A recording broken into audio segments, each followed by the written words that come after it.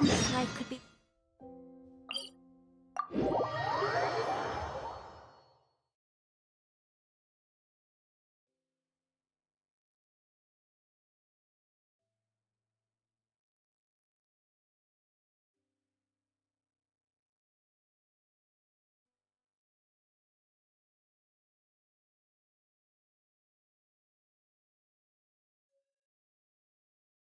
We've been to so many places lately.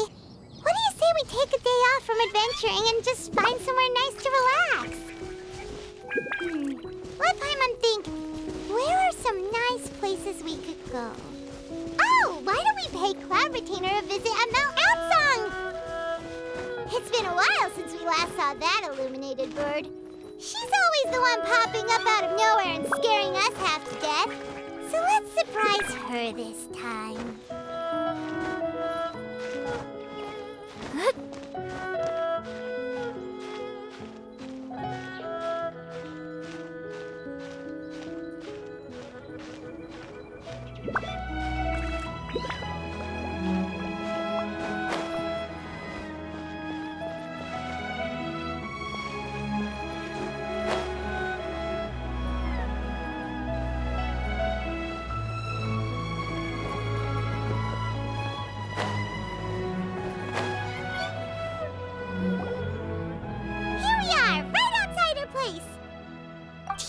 Remember the first time we came here? We even brought offerings and everything. And when we told her that Rex Lapis had been assassinated, she immediately threatened to squash Liyue Harbor. Paimon thought she'd be impossible to get along with. But now that we've spent some more time together, she's really not like that at all. We probably don't need to bring any offerings now that we've gotten to know her pretty well, right? Still, Paimon's got some snacks around here somewhere, so if she really wants something, we can just use that. Huh? Traveler, did something catch your eye? Whoa, what a pretty lady. Is she also here to visit Cloud Retainer? Yeah, you're right. All it takes is one look and you can tell she's someone special. As expected of that bird lady, really. She must have a whole bunch of Adepti friends from all over the country. Okay, but if we're both friends of Cloud Retainer, then we're basically friends by association, right? Want to go up to her and say hello?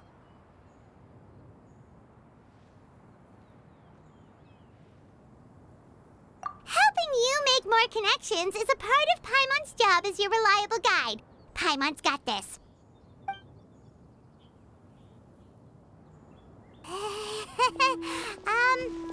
Hello.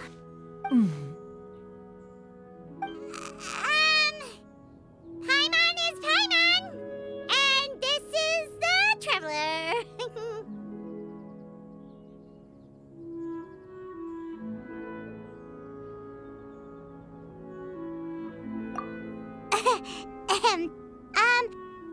Paimon doesn't think we've met, but we're also friends of Cloud Retainer.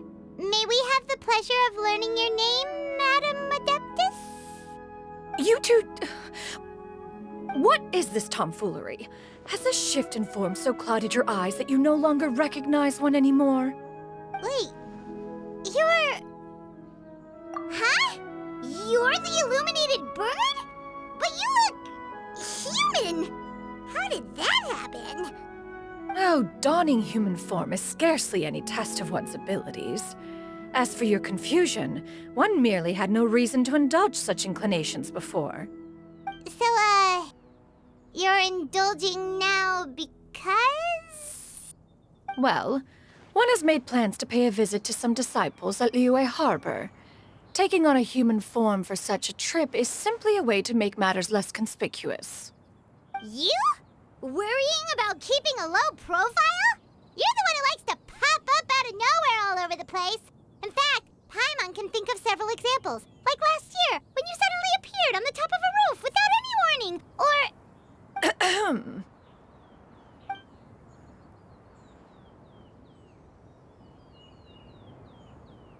Hey, didn't we agree not to bring that up unless she asked? Oh? So you have taken care to follow the proper rules of etiquette after all. Most commendable.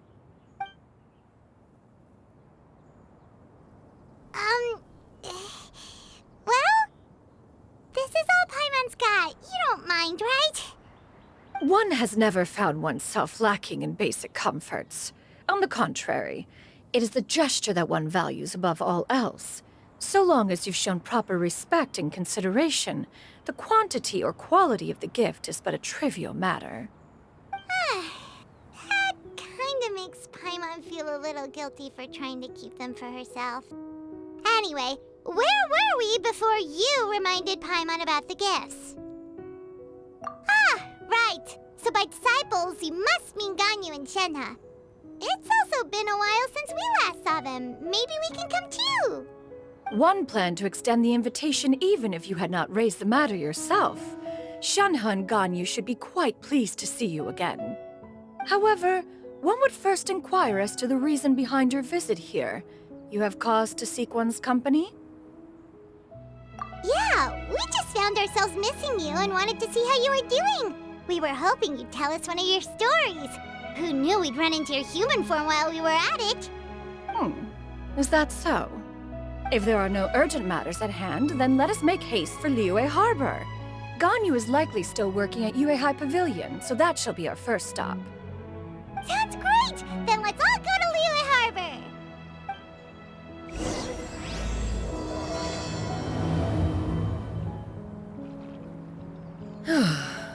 Ganyu has been quite busy with work as of late.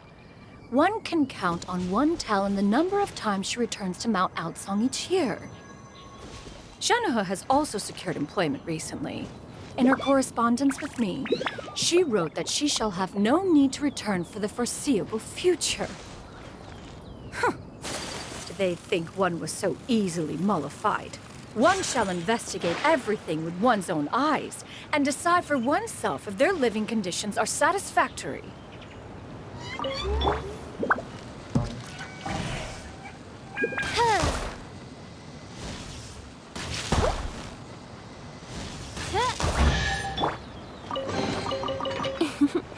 Today.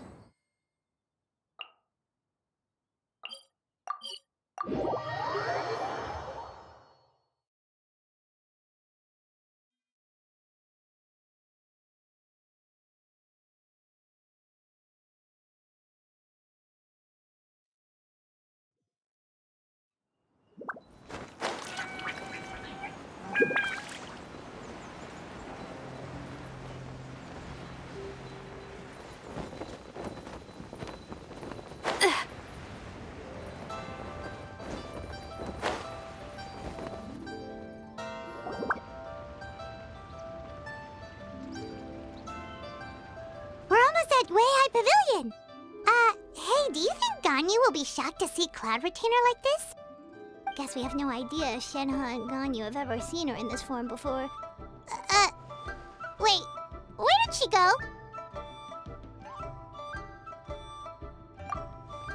Why are you just standing there, Cloud Retainer? Quietly now. One shall stay here. You two can go and meet with her. But why? Isn't it better if we all go together? If one were to proudly proclaim one's presence, Ganyu would surely profess herself otherwise unoccupied and drop everything to attend to one's visit. One fears that would only result in her staying up all night to make up for lost time. One does not wish to trouble her. Conversing vicariously via you two shall suffice. Do remember to inquire as to her recent well-being. Again, do not mention one's presence here. Fair enough. Makes sense. All right, then. We'll just pass on your regards and... Cloud Retainer? Oh,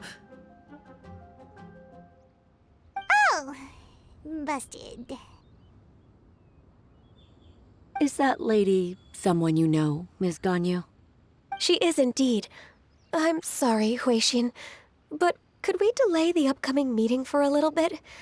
I believe my schedule today is quite full.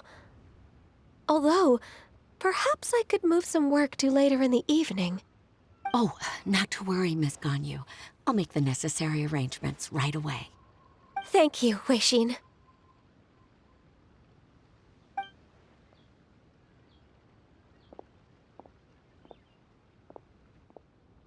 It's been a while, Ganyu. Greetings. What brings you here today? And Cloud Retainer, too. It's been quite some time since I last saw you in this form. You are quite mistaken. One is not acquainted with this Cloud Retainer of whom you speak. One is simply a mere mortal passerby. Huh? Seems she's not buying it. That was but a simple test.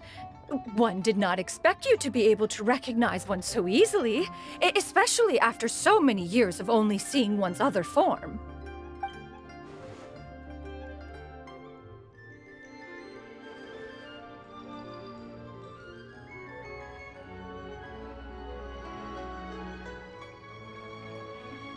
But recognizing you is, my responsibility as your disciple. An apt observation.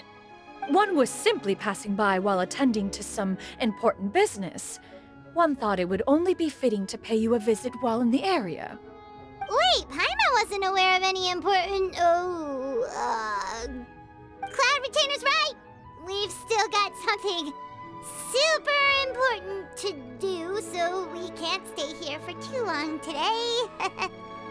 Oh, is that so? But it's been so long since we last saw each other. One simply desired to see you and had no intention of interrupting your work. A quick conversation should suffice for today. A more involved reunion should wait until you find yourself less occupied. I understand. That should be fine. While one acknowledges the amount of work that you have to deal with every day, one must also remind you to rest. Though Adepti blood flows through your veins, excessive exhaustion will still cause grave harm to your body. It still makes one nostalgic to see you as you are now, respected and independent. When you were young, you oft begged one to cuddle you to sleep when you suffered from nightmares. Cloud Retainer! Stop! If you insist. We are running short on time regardless, so one will refrain from going into each and every story. Why don't you continue your conversation? One shall simply stand by and listen. Wow, you've been to so many new places since the last time we spoke. If you ever need anything, please just come find me at Uehai Pavilion.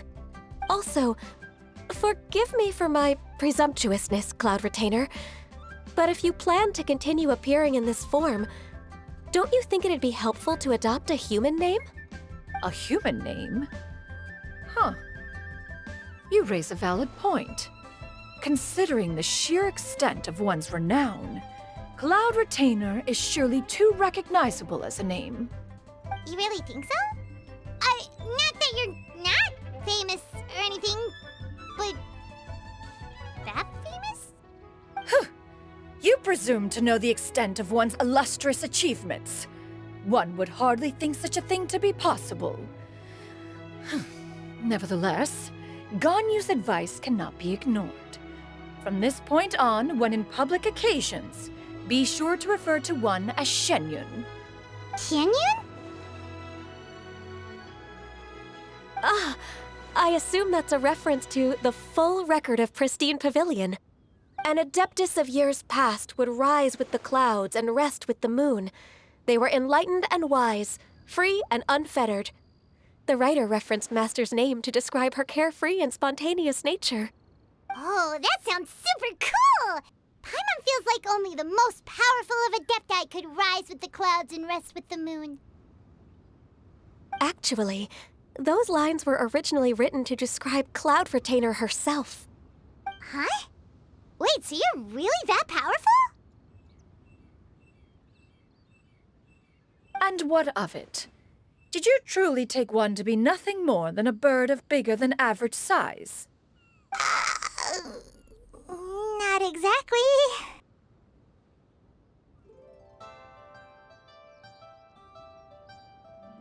To be fair, Cloud Retainer rarely speaks of her past accomplishments. The tales of her past can only be found in ancient texts. It is said that once, a long, long time ago, there was a severe drought in Liyue.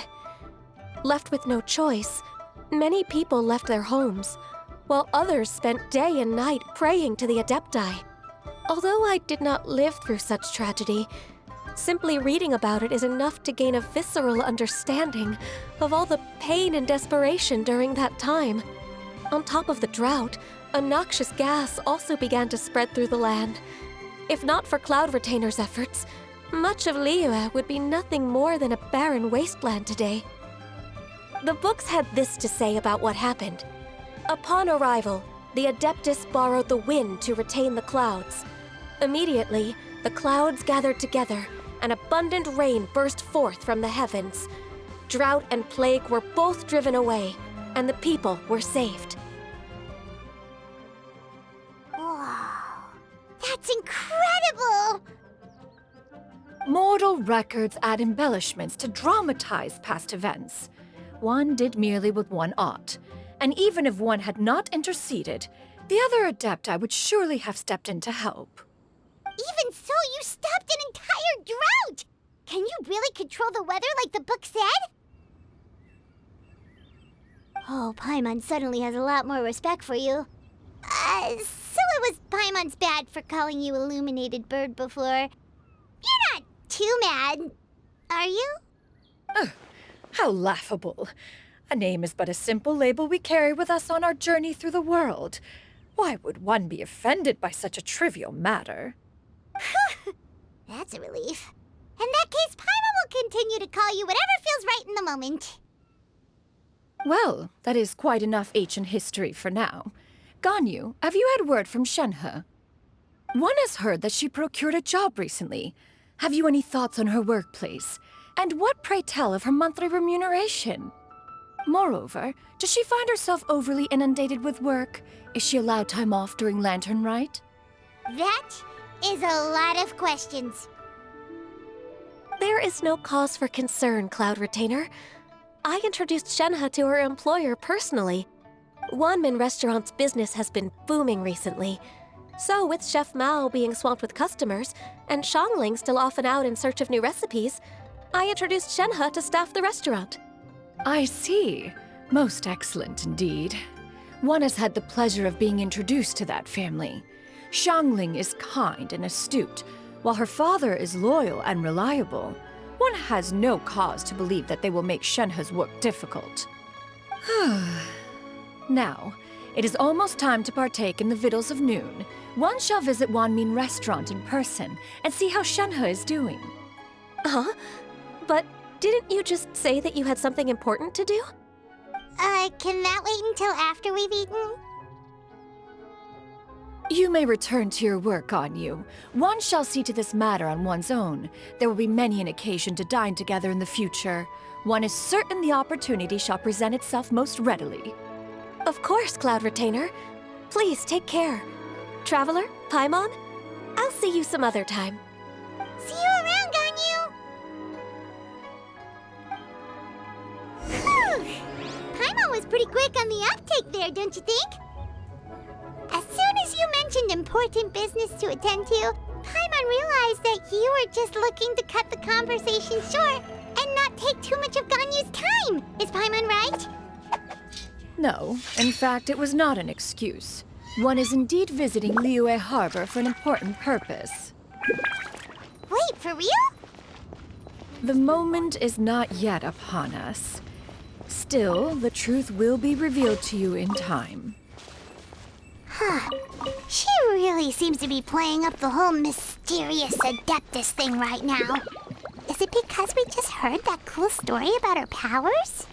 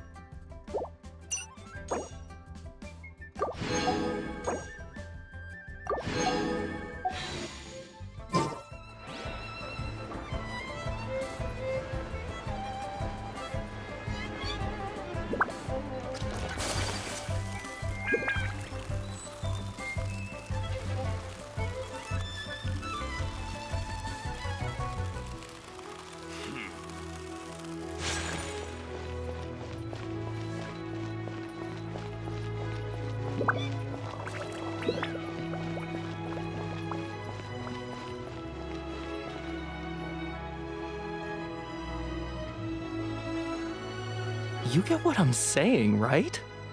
Yeah, how can I not? Not even fine food is enough to distract from the presence of a fine lady, huh? Oh, I'm far more interested in getting her details than ordering any dishes. Hey, how about you ask her? You do it. No. I think you should.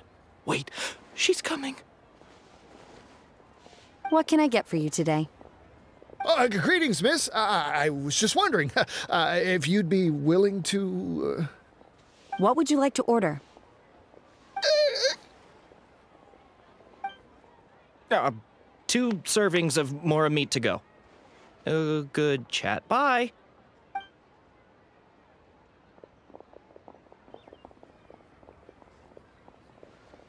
Shenhe! Welcome. It's been a while. May I take your order? Don't welcome us as guests and greet us as old friends in the same line. It's weird. Mm-hmm. Oh, and this is? This is Miss Xianyun. Master? One does not recall ever revealing this form to you before. How were you able to ascertain one's true identity with such ease? I've trained and lived with Master for more than 10 years. I would recognize you no matter what form you take. You... Is something the matter, Master? Hardly. One simply learned of your employment from your letter and came to check on your well-being. And check out the great food, too. Indeed. It's almost lunchtime. My apologies. I'm still on the clock and can't talk for very long. Well, if it isn't the Traveler in Paimon. Are you here for Shenhe? The lunch rush isn't in yet, Shenhe. So I've got things covered for now. Go ahead, sit down and enjoy some time with your friends. I'll let you know if things pick up. Thank you, Chef Mao. Woohoo!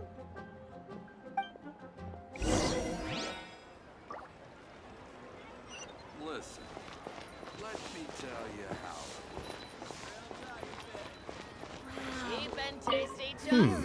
I wonder where Xiangling's run off to this time. If you bump into her, please let her know that a new shipment of spices has come in. So it'd be nice if she could come home and take a look.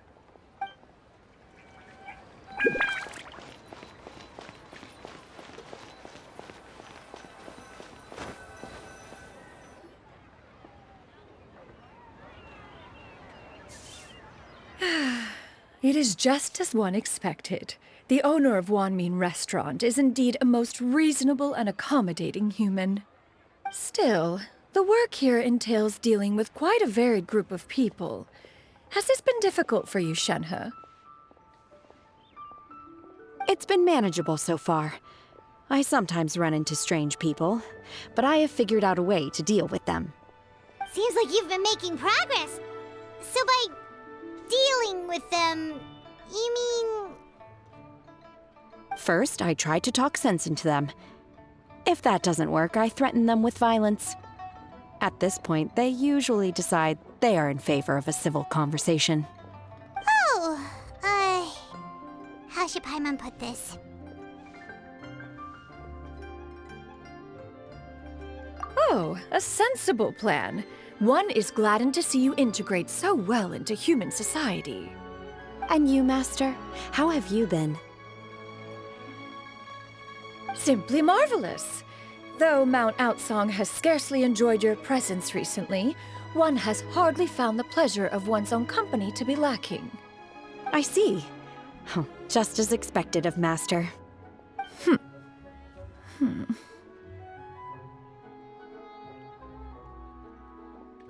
I have missed Master quite a bit too.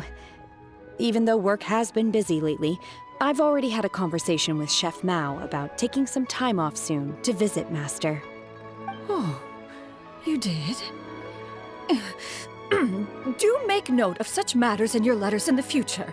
There's hardly a need to keep one in suspense. Whoa, her mood shot up just like that. By the way, Master, since you are in Liyue Harbor, have you had the chance to visit Ganyu? Indeed, she is similarly preoccupied with her work. There was time only to exchange a few simple pleasantries. Ganyu told us the story of Cloud Retainer's name. It was amazing. We never knew how powerful she was before. I see. In that case, allow me to also share a story about Master's past. Oh? Is that a problem, Master? I believe this to be a good topic of conversation. No, not a problem. One was simply caught off guard. But no matter. Please, proceed. One is most curious to see how much of one's own conversational prowess you possess. Master once participated in a race against Mooncarver. After Mooncarver lost, he insisted that Master's ability to fly gave her a natural edge in such a contest. In response, Master agreed to forego flying in return for being able to use one of her devices in the race. Mooncarver accepted, only to find Master with a brand new device on the day of the contest. Huh. What kind of device was it? It was a mechanical vehicle made out of iron. What was it called again? Oh, an electro-powered bicycle? Oh, you refer to the bicyclical Thunder Flashmobile. One spent 49 days conceptualizing and crafting it. It need only be infused with adeptal energy, and it can cover thousands of miles in one day. Oh, it boggles the mind why Mooncarver ever supposed he might best me in a contest of locomotion. Though he sprinted with all his might, he could barely keep up. Alas, the one flaw of my mechanism lay in its weakness against mountainous terrain. One was thwarted mere seconds from victory, when it was thrown off course and failed to make it across the final stretch. Truly a most unfortunate turn of events. Anyway, do go on, Shenhe. Master, that was the end of that story. Is that so? Huh. With you gone, one has seldom felt the desire to call upon those old fossils for another contest. What is a race without spectators, after all? Have you been lonely, Master? Lonely? Huh. At one's age, entire human generations come and go in the blink of an eye. Even one's own self-directed musings can span several days and nights. 'Tis a most foreign sentiment. The mere mention of it is preposterous. Mm-hmm. What is the reason for that look upon your face? It's nothing. It's just... Well, Paimon gained a lot of respect for you after listening to that story of you summoning the rain and everything. But all it took was a few words out of your mouth and it's like you're back to being that illuminated bird again. Paimon's just a little bit confused. Which one of the two is the real Cloud Retainer? To me, they are both, Master. One is the Master that's widely revered by the people, while the other is the Master that I respect and adore. Huh. One finds oneself exalted yet again with sweet words of praise and flattery of a most extravagant nature. You chose to exalt one with your words, yet you refuse to grace Mount Outsong with your presence for any extended period of time. One would almost question the sincerity of your estimations. This is not to say that your words paint an inaccurate picture. One has always lived by a single ideal. Eschew all action and abide by no rule. One does as one pleases and speaks as one pleases. Others may critique or praise as they see fit, yet one places little weight in such judgments. She got like, what, 2 sentences of flattery from her disciple, and it's as if her ego is about to burst. Do you have any empty tables?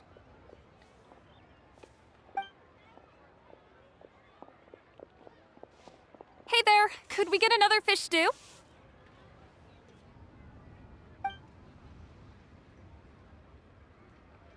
I'm hearing more guests come in. I should get back to work. All right, good luck with the lunchtime rush, Shenhe. I'll try my best.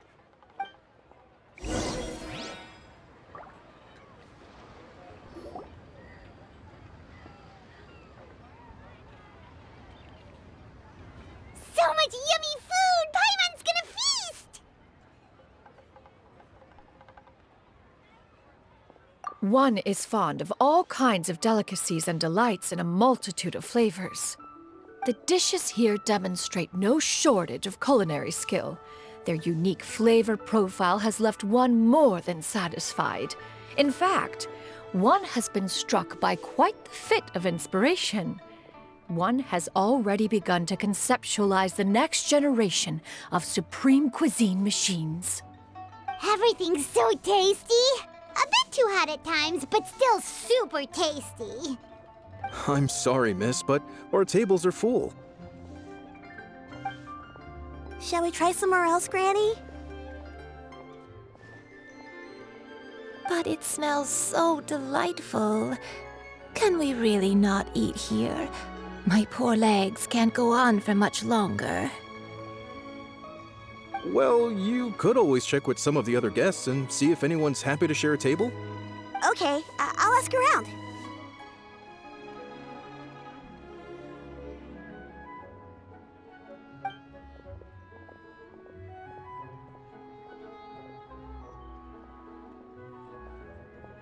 Excuse me.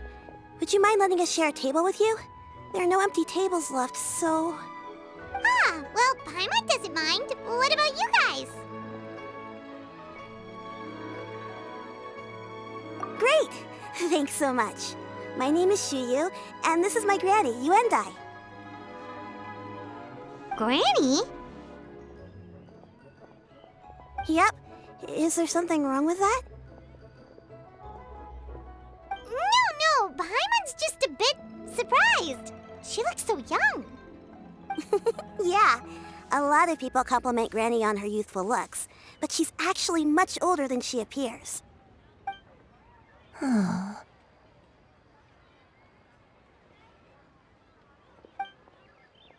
Granny, why don't you take a seat? Come on, it's not polite to stare. Huh. Have we met before? No. 'Tis a fated meeting, then. Please, take a seat. What would you like to eat, Granny? I can order for you. I want braised earthworms. They always pop up out of the ground after a rainstorm. No, not this again. Granny, there's no braised earthworms on the menu. Braised earthworms? Well, that sounds weird. Do people actually eat that? Right, that's what Paimon was thinking too. Need any help? Help? Oh, do you mean with Granny? Thanks, that's nice of you to offer. Granny has pretty bad dementia, so her memory's getting worse all the time. She's always saying things that sound kinda confusing. Actually, her memory's been bad ever since I was little. But it's gotten so bad lately that I even have to remind her who I am every morning.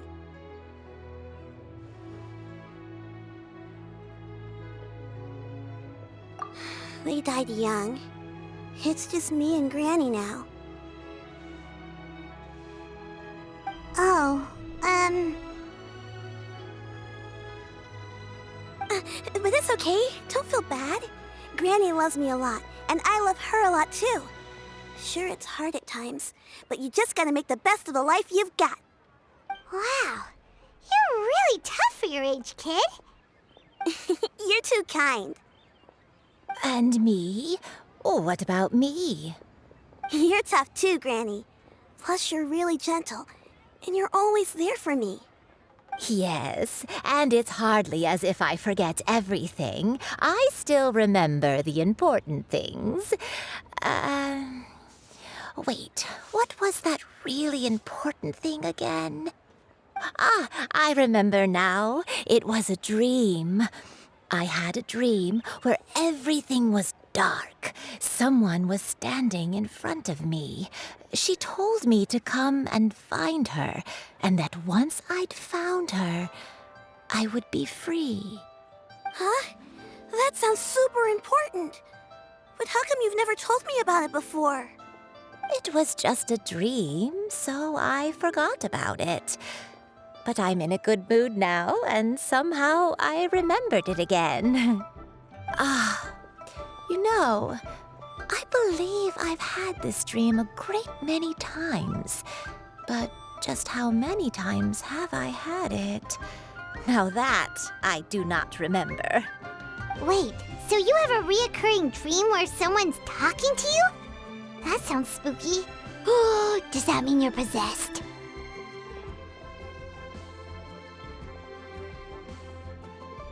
Unlikely.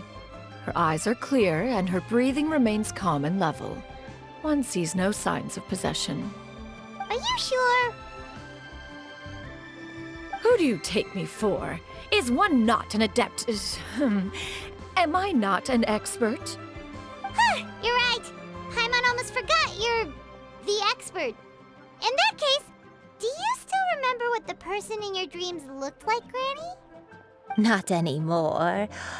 Although, I have a sense that she looked rather like me. But not as I am now. My younger self. A younger version of Granny? This is just getting weirder and weirder. What is going on here?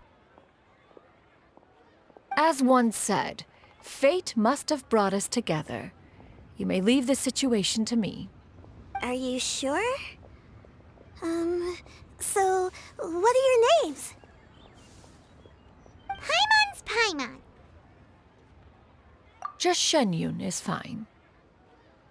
Thank you all so much for offering to help. But first, I'm sorry for asking, but, how do you want us to pay you back? Oh, we don't need any payment for this.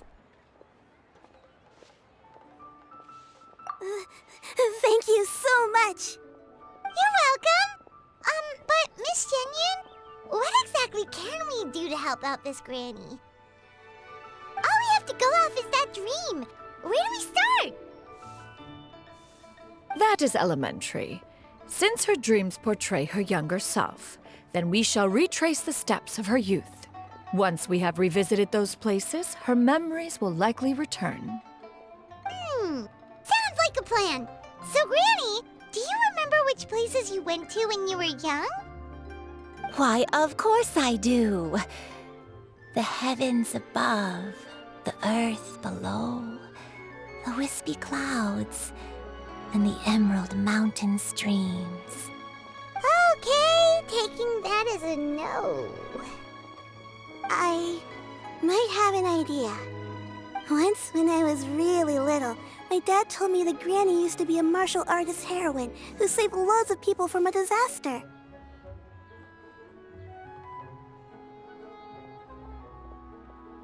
If it's true, then maybe they wrote about it in the history books or something. A martial arts heroine? Oh, Shinto knows tons about Liyue's chivalric traditions. If anyone knows about the heroes of the past, it's him. Let's go find him at the Xianyun Commerce Guild. Are you leaving already? But I'm still hungry. I'll go order some food, Granny. If there's nothing on the menu you especially want, I'll just get a few different things. It seems we must part ways for now. The Traveler and Paimon are bound for the Xianyun Commerce Guild, while Yuendai and Shuyu shall remain here and partake of their lunch. As for myself, I have matters to discuss with Streetward Rambler. Streetward Rambler? Oh, you mean Madame Ping! Precisely. Let us meet at Yujing Terrace once you are ready. For this price, the food is unbelievable. Everyone, Always wanted to try this eat place. to your heart's content. Today is my treat. Where are you going, Granny? Don't you like the food? Fresh milk. I need to buy you some fresh milk. Milk? Why? You need to drink milk before eating, or the spicy food will make you cry. Hush, little one. Don't cry. Granny, you're forgetting things again. I'm not a little baby anymore. I can eat spicy food now. Even the super spicy dishes, like their fish stew. I can eat 2 whole bowls, no problem. Wonderful. Oh, wonderful. My darling granddaughter is all grown up.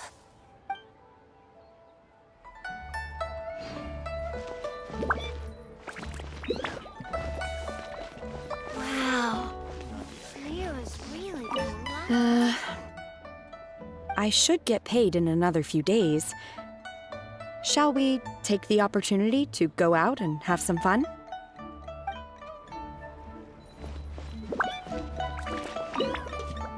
This is one of our busiest periods in the year. Things should calm down a little in another few days. I sure am glad to have Xianyun now. There's no way I'd have been able to cope this year all by myself.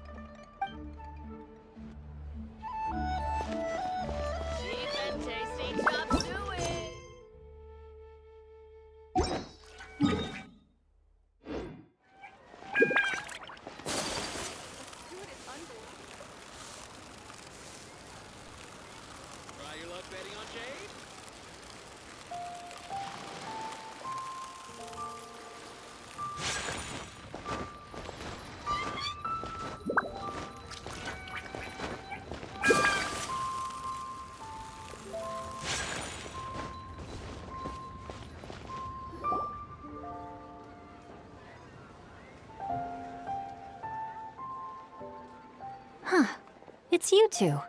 What brings you here? Xinqiu! Great, we found you! We wanted to ask you about something.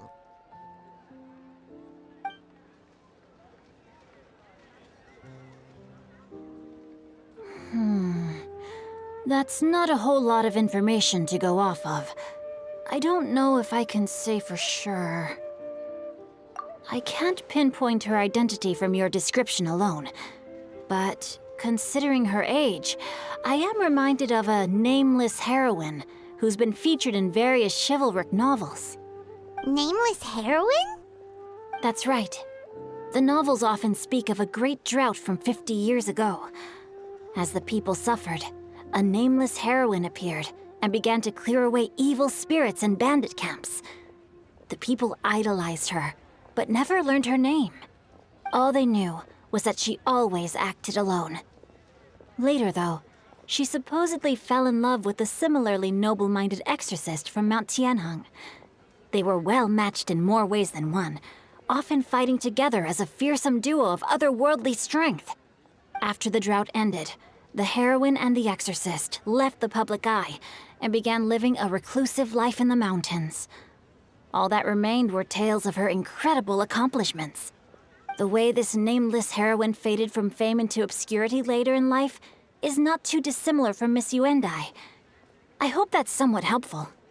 Thanks a lot, Xingqiu. We knew it'd be worth talking to you. It's nothing at all. Just something I came across while reading.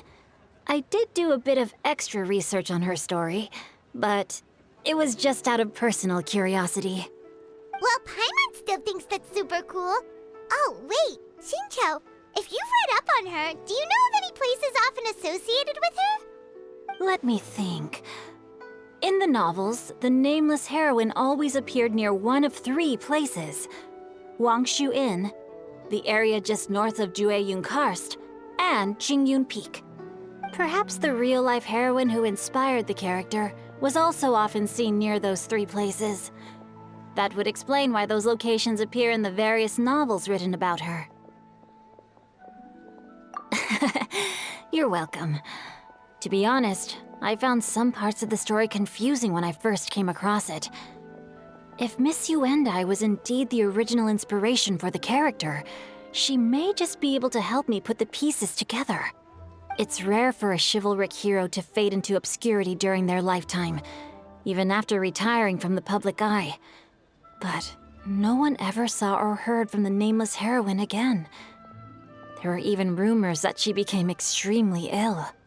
I've never understood why someone would go to such lengths to erase themselves from public memory. It's almost as if she was trying to hide from something. There's probably far more to the story than what's been written. We'll be sure to tell you if we manage to uncover the truth. That's a deal. Perhaps, behind the truth of it all, there lies a story more fantastical than any work of fiction. Paimon feels like we just learned so much from Xingqiu. A drought, a nameless heroine, a life of seclusion. Wait, why does the story sound super familiar? Oh, right! There's a drought in this story, too! Xingqiu, are droughts super common in Liyue or something? Well, they used to be. But people have long since developed methods to prevent them, like by cultivating the soil or digging canals. So while droughts do happen from time to time, they are rarely regarded as true disasters. The drought 50 years ago is probably one of the worst we've had in the last several centuries. The crops withered, the streams ran dry, and the monsters in the mountains became rabid and agitated. Countless caravans were attacked, and people who lost their homes came together to form bandit groups. What started as a natural disaster soon became a human tragedy as well. That sounds awful! Yeah, and that's exactly why the nameless heroine was so beloved. She must have been someone of true integrity, to do so much for the people while asking nothing in return. Still, as terrible as that drought was, it was nothing compared to the truly calamitous disasters that befell this land in ancient times. They say that back in those days, disasters were both more severe and more common. Only the strongest of Adepti could hope to dispel the ruin and devastation. Do you have any other questions? We're good for now. We're just going to head back and meet up with Miss Xianyun and the others again. Paimon hopes that Granny Yuendai will be able to remember more of her past. She used to be a great hero who saved many people. So sad that she can't recall any of it. Anyway, we'll be off now. See you some other time, Xingqiu. Thank you so much for your help. It's no problem at all. Safe travels.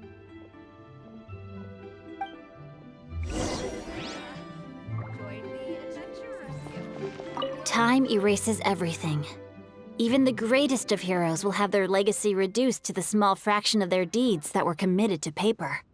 But I think the magic of chivalric novels lies in the way you can catch glimpses of a noble soul from a few mere paragraphs. Can't wait to see my adorable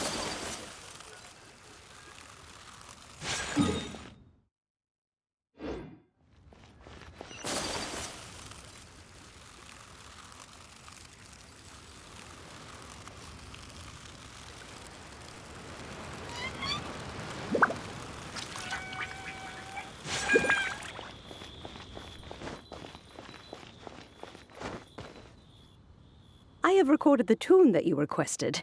I hope it will be of help to you. Oh, thank you.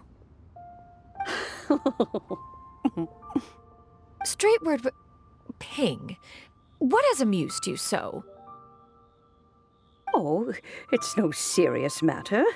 I was just reminiscing about the last time I saw you in this form. Time has wrought such change in this world, and yet you appear just the same as ever. Time has little bearing on one's existence, nor has one keenly felt its effects whilst dwelling at Mount Outsong. Nevertheless, Ping, one would like to seek your counsel on a personal matter. Oh, why so formal all of a sudden? I must say, you're making me a little nervous. What is it? Well, the inquiry is as such. Approximately how much more would one need to afford a comfortable life in the harbor, not unlike the one that you yourself lead? It does not require as much as you may think. Still, do you mean that... Cloud Retainer, Madam Ping! What are you two talking about? Nothing save for some trivial matters. Have you unearthed any useful details? Xingqiu has a theory, but let's save it for when Chuyu and Miss Yuendai have joined up with us again.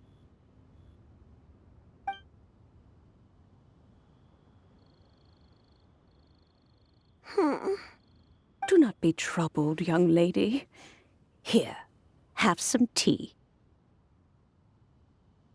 Thank you so much. What do you think, Xianyun? Does it match up with what you know of your granny? According to the story, the nameless heroine eventually fell in love with an exorcist from Mount Tianheng. Maybe that's my grandpa.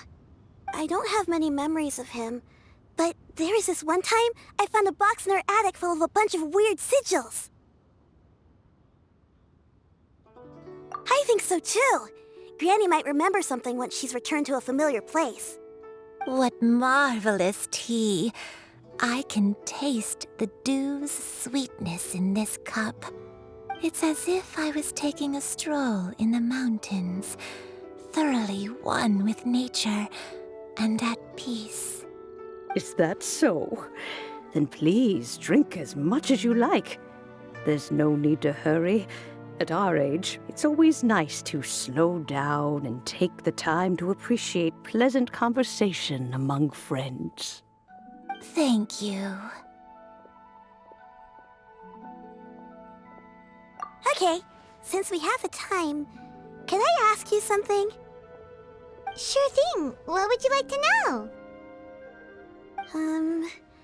I have a secret I want to tell you. Let's go talk over there.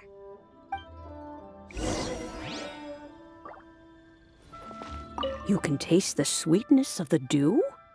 It's just a feeling.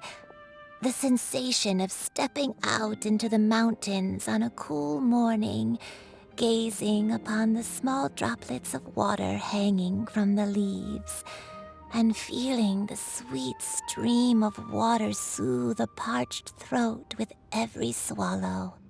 It's a sense of calm and serenity, one that stretches on and on until days become weeks, weeks become years.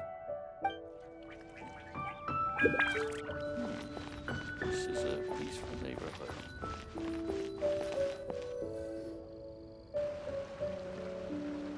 What's wrong, Xianyun?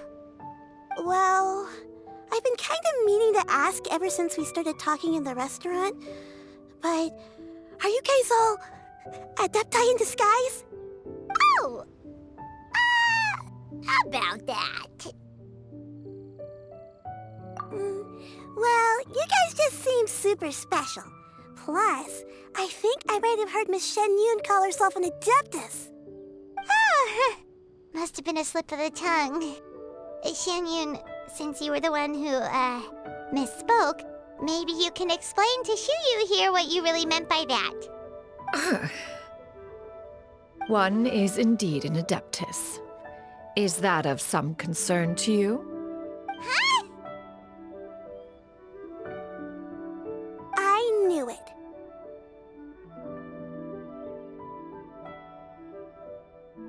Well, one time when I was a little kid, I saw a pure white illuminated crane. I had this super high fever, and Granny wasn't around. I was feeling all icky and gross. But then this snowy white crane flew down from the sky. She put me on her back and flew me to her cool adeptus house and fed me some sort of magic potion. When I woke up, I was already back in my bed and my fever was gone. I really wanted to thank her, but I was too sleepy to stay awake, so I never got the chance. So I just kind of wanted to ask if maybe any of you have ever met an adeptus like that? A pure white illuminated crane? The only two we've ever met are blue and white and black and brown. Have you ever met one that's pure white, Cloudretina? Never has one met an adeptus with such features. One surmises such a description is but a hyperbolic embellishment that oft results from narrative accounts. That's weird. Was it really just a dream then? Well, even if it was just in my head, it doesn't matter that much anyway.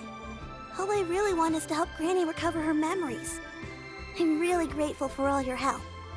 Leave it to us! Now that we know the 3 locations, we just need to visit them one by one. Let's go to Wangshu Inn first! Okay, I'll go get Granny.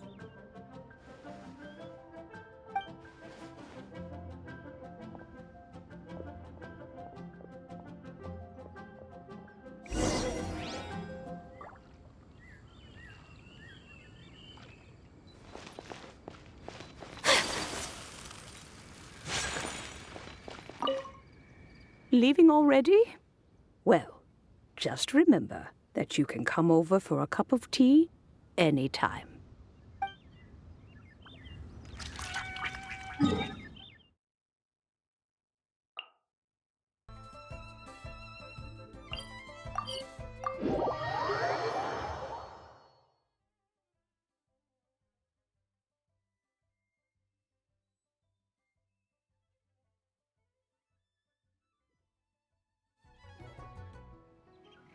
Wangshu Inn.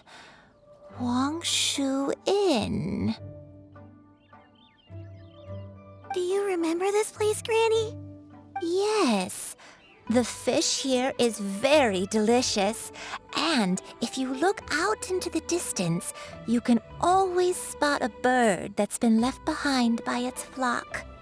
I believe I used to have a room here. It had a window. Yes, I spent a lot of time looking out that window. Which room was it again? Let me look. I'll come with.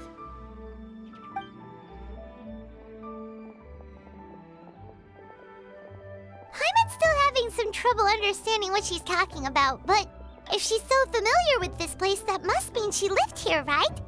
Wait, huh? Whoa! Shell! What are you doing here all of a sudden? You scared the living daylights out of Paimon! I sensed a non-human presence and decided to come take a look. If you're here, then there's likely no trouble afoot. I suppose there's no cause for concern. It's been a while, Cloud Retainer. I see you have returned to your previous form. I have indeed. I fought alongside her in this form on many occasions during the Archon War. Oh, wow! What was she like during the war? Oh, wait, let Paimon take a guess. Was it anything like this? Behold, the glory of one's newest invention, the Bang Bang Continuous Fire Mechanism. Hands up and surrender, or be prepared to face the full might of the Adepti. An impressive imitation. Paimon knows her all too well. Even so, Cloud Retainer was not always as ostentatious as you describe. You may be unaware, but her talent with Adepti sigils is just as formidable as her skill in mechanics. The Archon War reached its peak after Guizhong's death. The Cloud Retainer who fought beside me in those devastating battles was taciturn and solemn, only speaking when she had to activate her sigils. A Cloud Retainer who barely talks? Paimon can't picture it. But what happened after that? If you were so powerful in your human form, why did you decide to take up your bird form again? Once one had bid farewell to the world of mortals, what use would one still have for such a shape? When dwelling between mountain and forest, away from the struggles and troubles of the mortal world, a mortal form is hardly the most fitting of choices. After the war, Cloud Retainer retired to Mount Outsong, only revealing herself to the occasional visitor, and always in her avian form. Although I do believe there was an occasion some 30-odd years ago when she decided to don her human form. I believe it was for the purpose of...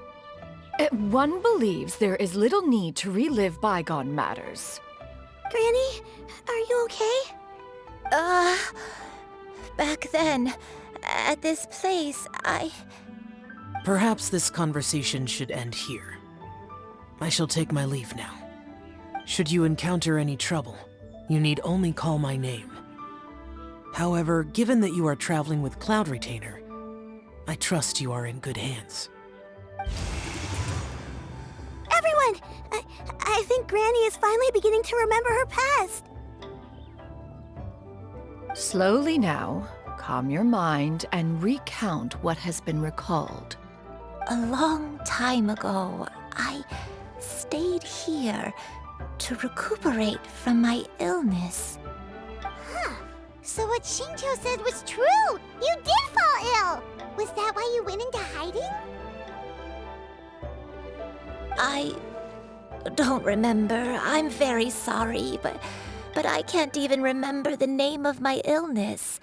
The only thing I can remember is that it took a great toll on me, and there was no cure for it. I was confined to my room in Wangshu Inn, where I spent many days unconscious. I'd come to every once in a while and stare at the migrating birds outside the window. It was a solemn sight. I remember crying, but I'm not even sure I knew why. One day, I met a traveling merchant. Upon hearing of my illness, he sold me a bottle of soul-revitalizing tea pills. He told me that the pills were concocted using Adepti blood and could be used to alleviate my symptoms. Sure enough, I made a full recovery. My illness remained dormant for several decades after that. Wait, but if your illness remained dormant for several decades, are you saying that what you're going through now is just a relapse of what happened all those years ago? And it was all thanks to the pills that you managed to keep the symptoms in check? Paimon's brain kinda hurts. Do you remember anything else? I'm sorry, I don't. Oh, if only I wasn't so useless. Hey, you're not useless. You've done so much for me. Watched me grow up. Raised me. How could you say that about yourself? Oh, fret not, dear child. Granny was just a bit frustrated. That's all. The recovery of a person's memories is a gradual process. Finding pieces of one's past is always superior to not finding anything at all. Let us make haste to the next location. Next location. Oh, why don't we go to the area north of Dwayunkars next? There isn't really a landmark there, so where should we start? Oh, Paimon's got it. Let's check out the houses in the area first. After all, if she was there for any length of time, then she would have stayed somewhere, right? Oh, Paimon's really got her thinking cap on today. At this rate, we'll recover all of Granny Wendai's memories in no time.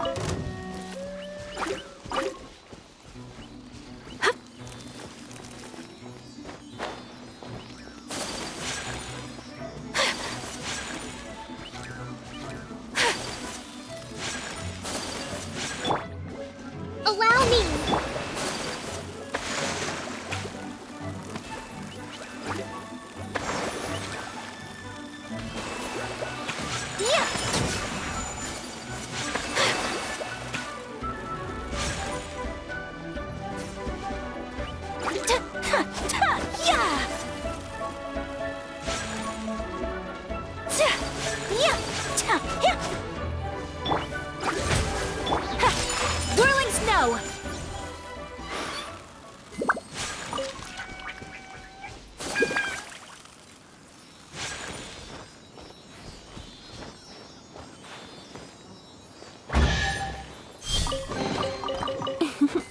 Today is a lucky day.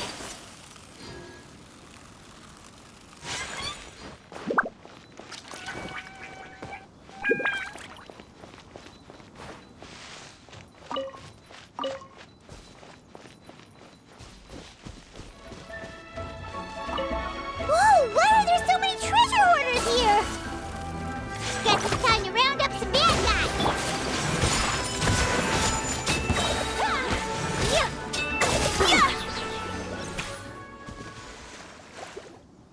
Do you remember anything about this place, Granny Wendy? Let me think. I feel like I've been here before, but I don't think I stayed here too long.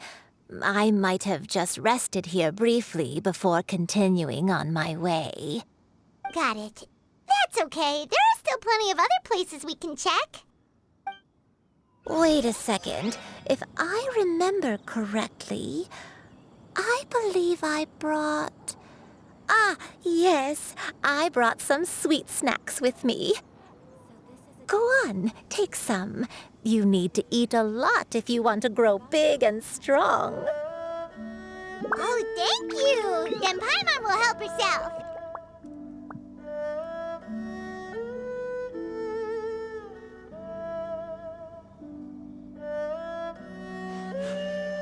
A blade.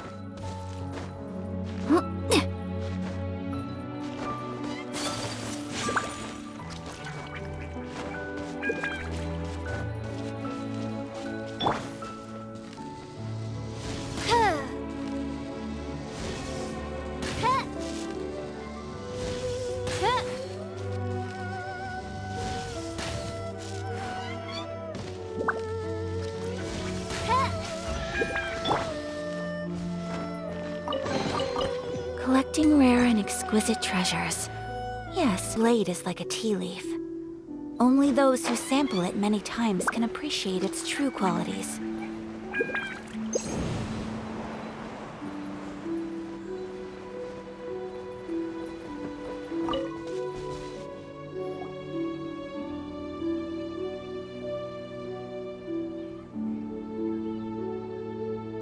Paimon sees an abandoned house! Why don't we take a break over there? This place...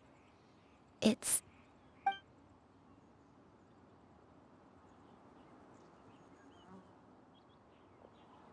Did you remember something, Granny? I remember. Xianyun. This is where your father was born. It was a moonless night. I had been injured, so your grandpa was supporting me. We fled together with some being in the fog behind us in hot pursuit. I had exhausted my strength when the labor pains came on, so we took refuge in this house. Your grandpa set up a barrier outside, but neither of us knew if it could hold the monsters back. I remember that night. I remember falling to my knees, reciting a prayer over and over. I alone am the source of this sin. Punish me as you wish for forsaking my oath, but spare my innocent child. Sin? Oath? Did you do something wrong? I don't know. I don't remember. I only remember praying in the darkness with all my strength until the sun finally rose again and the fog cleared out. Eventually, the house was filled with the sound of my baby's first cries. That baby was your father. I remember I clutched him tight to my chest and wept tears of joy. It was the first time I'd ever felt such happiness in my life. My dad? He was my pride and joy, and so are you, Xianyun. You're so much like him, and I love you both so much. But you're always going to be different from me. Why? Just what did I do? I don't care what you might have done, Granny. You'll always be the person I love more than anything. You're too sweet, Xianyun. I'm lucky to have you with me. If not for you, I would not have had the courage to come here, to try to remember what I had forgotten. All right, let's not stand around any longer. There's one place left, yes? Let's go take a look. If one recalls correctly, the next place should be Xianyun Peak. Yuandai, how fares your health? I may be a bit slow, but I'll do my best to keep up. I'm sorry to keep everyone waiting. Climb on. I shall carry you to the top. Oh, such lightness of weight. All those who grow old grow frail in the end, do they not? First, you lose your memory, then your health. Eventually, you end up losing everything. My only wish is to depart this world with a lucid mind, to free myself of this torment and the burden it places upon others. Fret not. You have my aid in this endeavor.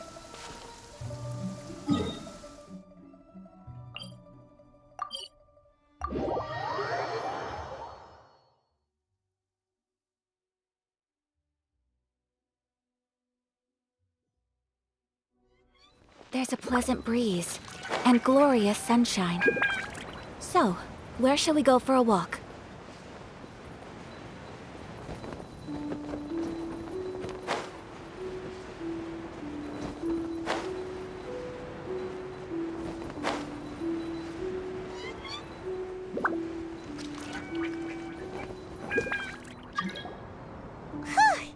We're finally here. Does this place feel familiar to you, Granny Yuandai? Let me see.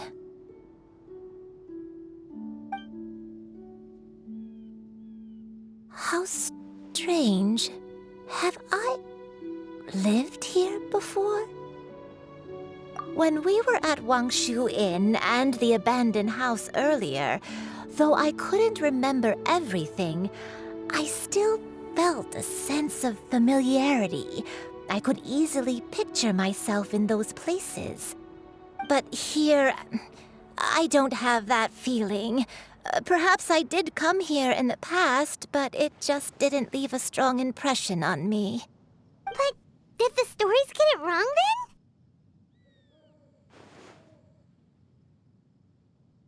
Yeah, that's true. But they're also the only thing we have to go off of. Paimon was hoping this place would jog Granny Yuandai's memory just like the others. I'm sorry to disappoint you too. It's all right. We're not going to give up yet. We'll figure something else out. Just you wait. Thank you. If only I could remember. Huh? That way. What's that mountain? Oh, let Paimon look! Huh? Isn't that Mount Outsong? Looks like we've come full circle. Mount Outsong. Mount Outsong. Granny, are you okay? Don't push yourself, Granny. It's okay if you can't remember. You shouldn't do something that makes you sad. Mount Outsong, What am I really? Mount Outsong holds some familiarity to you? It does, but I can't go back. Are you feeling unwell? My head, it feels all heavy and dizzy. What is wrong with me? Cloud, Miss Xianyun, is there anything you can do? Let us go to Mount Outsong. But... Fret not, all will be well. You and I, you have already given more than enough to the pursuit of this endeavor. You may leave the rest to me. I've prepared something that can aid you in suppressing the fear in your heart and restoring your lost memories. It currently resides at Mount Outsong. Wait, really? When did you do that? I never leave anything to chance. All will reveal itself when we arrive.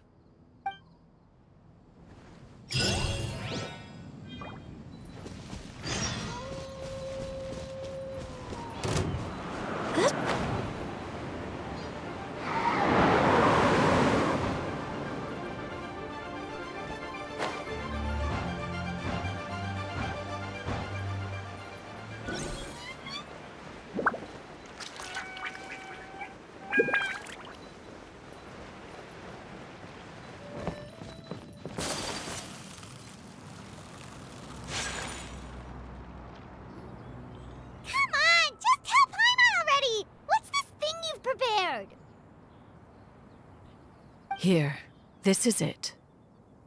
Huh? But isn't this the mechanism that you were tinkering with when we first got here? Oh, is it another invention of yours? Precisely. A recent one at that. I am most pleased with the result. I call it the Suspensus Somnium mechanism. It periodically releases a soft breeze, which when paired with a gentle adeptal tune, can help the listener subconsciously relax and even enter a semi-hypnotic state.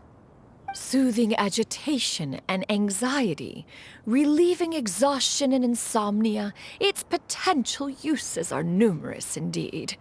And of course, it can also aid in the recovery of lost memories. Whoa, what a cool gadget! But if you had it all along, why did you keep it to yourself until just now? We could have come to Mount Outsong right off the bat and saved time on a lot of floating. How preposterous. Had Yuendai not recalled much of her past through her own efforts, the device would have nothing to draw upon. We Adepti can only help those who first resolve to help themselves. Had she lacked such determination and strength of character, one would have little to offer in way of assistance. Paimon thinks she gets it now. Hey, what's that other thing? As previously mentioned, a gentle adeptal tune is required to take full advantage of the mechanism. One secured such a tune from Streetward Rambler. Only with her melodies can the mechanism reach its peak power. Whoa, Paimon can feel what you mean. Paimon's body feels light as a feather. It's as if she's lying down on a warm patch of grass after a super satisfying meal. And you and I, is the mechanism helping you to relax?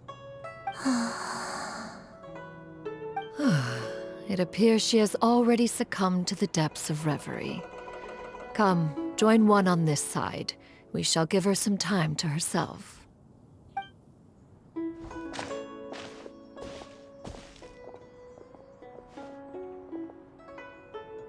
The drought is over. But why do you look like you want to cry? The potion. It's nearly run its course. I've never regretted meeting you. Not even for a second. Please. Please, no.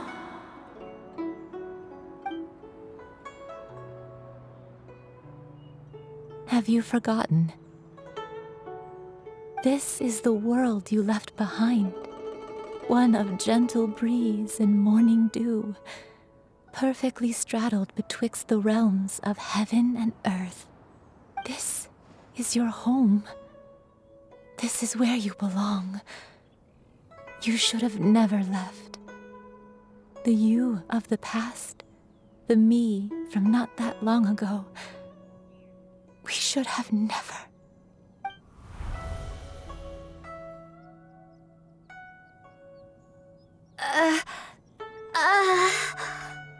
So that is the truth. No wonder this place is so familiar. Granny!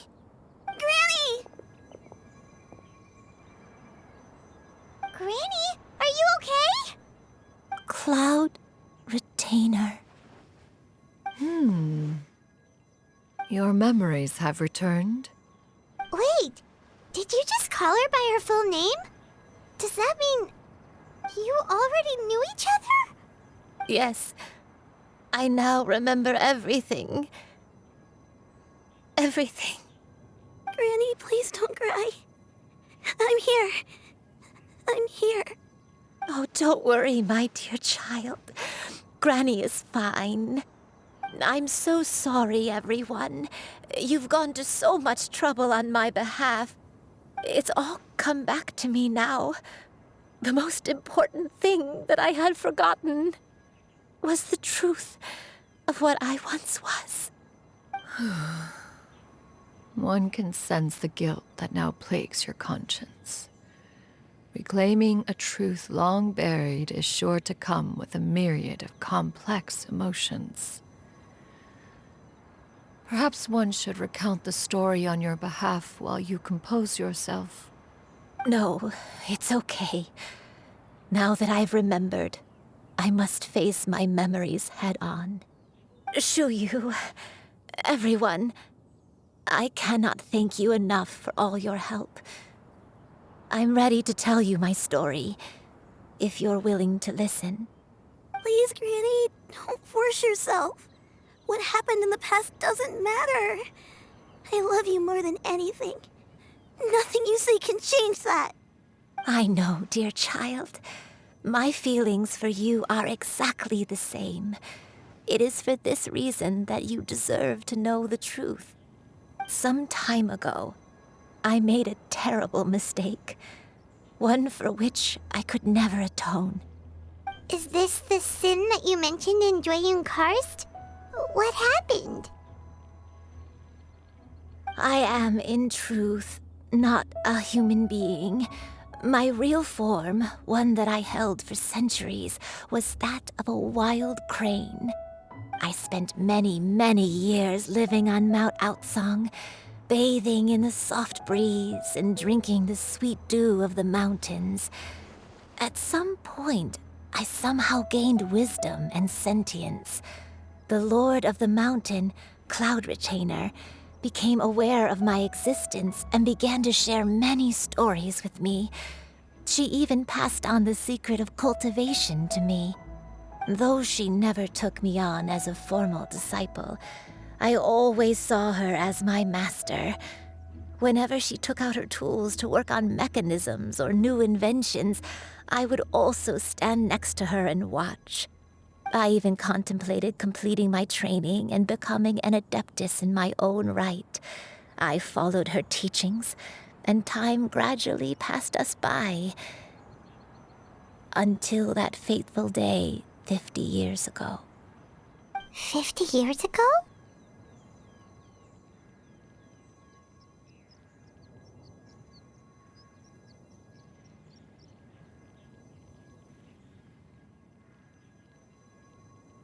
That's right. Master regaled me with many stories of her past deeds.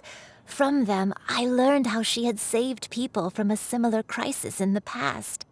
She was the one I looked up to the most. More than anything, I dreamt of becoming an adeptus like her. I wanted to travel the land like she had, relieving suffering wherever I went. But I was still far from being a real adeptus. I possessed no ability to take on human form and fit in with the crowd.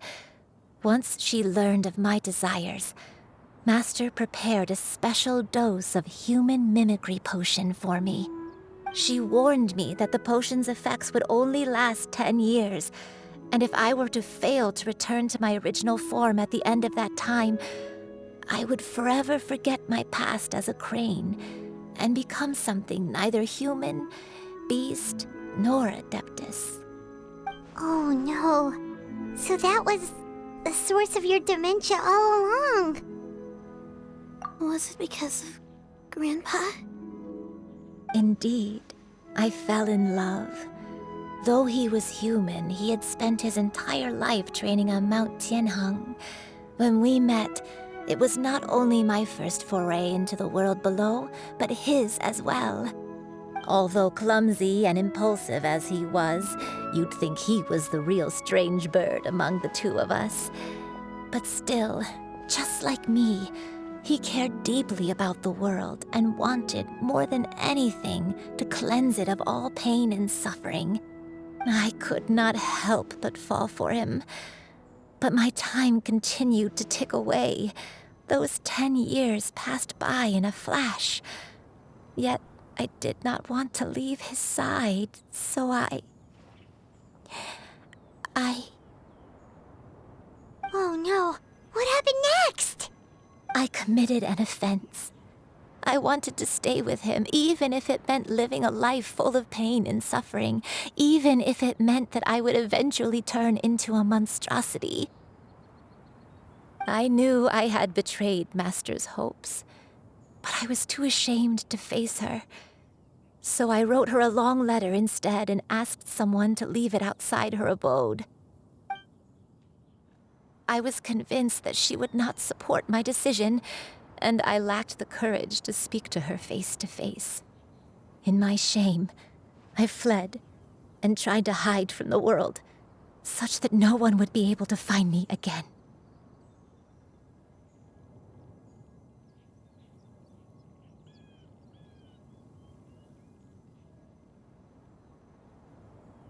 But that was only the beginning of my troubles. I began to suffer from a strange illness. My memories became hazy and confused, and I could no longer keep myself awake. I understood that my pain was caused by my refusal to return to the life I was fated to lead. Along with my memories as a crane, I soon forgot the true cause of my suffering as well. I knew only that I had committed a sin. All I could do was pray for forgiveness, even if I had long forgotten what needed to be forgiven. Looking back, I was beyond lucky to have come across that traveling merchant at Wangshu Inn. It was such a fortunate coincidence that we were there at the same time. If it weren't for those soul-revitalizing tea pills, I probably would have... Granny, what's wrong? Coincidence? Why did I ever think it was a coincidence? Tea pills concocted using the blood of an adeptus? No, it couldn't be. Master, don't tell me. Back then, that merchant was actually... Human custom would dictate the conferral of gifts to be in order when one's progeny is wedded, would it not? Consider the pills a symbol of one's best wishes.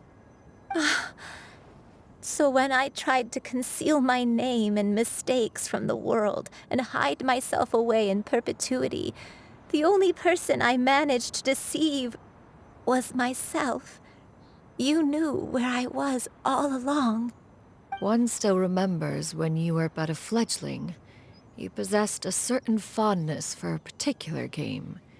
You would hide yourself among a group of wild cranes and ask one to pick you out from among the flock. One found you with such ease every time. 'Tis a truth most evident. One always recognizes one's own, no matter what form they may take.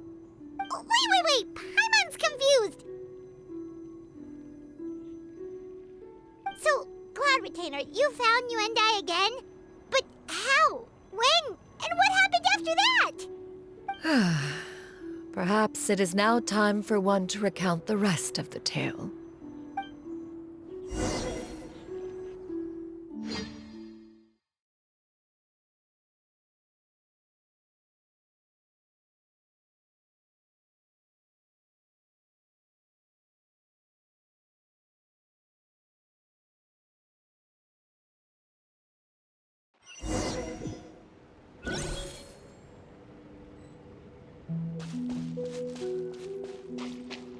One was furious upon receiving your letter. Seized with anger, one set out to bring you to your senses.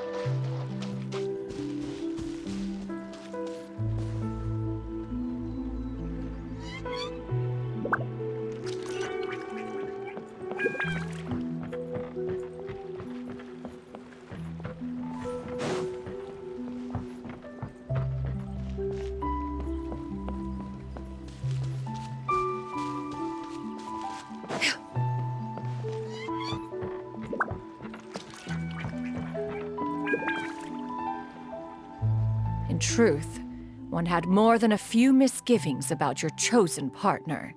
As an exorcist, his talent was lacking. One could hardly say his skill with sigils was any better. But soon, one came to appreciate the devotion he bestowed upon you during your illness. He never uttered a complaint and rarely left your side. Unwilling to begrudge someone of such character, one decided to overlook his aforementioned deficiencies, glaring though they may have been. Wishing to grant you a life without regrets, one gathered many divine ingredients and used one's own blood to create a form of medicine. Though imperfect, it managed to suppress the more dire effects of your illness. As for how to deliver the medicine, after much contemplation, one eventually decided to perform the deed oneself. One took great care to alter one's features and select the appropriate attire. Only after meticulous scrutiny did one finally set out for Wangshu Inn. As one expected, you were most ignorant of one's true identity. You showed not even the slightest inkling of recognition. One was quite torn. Should one have celebrated the success of one's disguise, or mourn the loss of your acquaintance?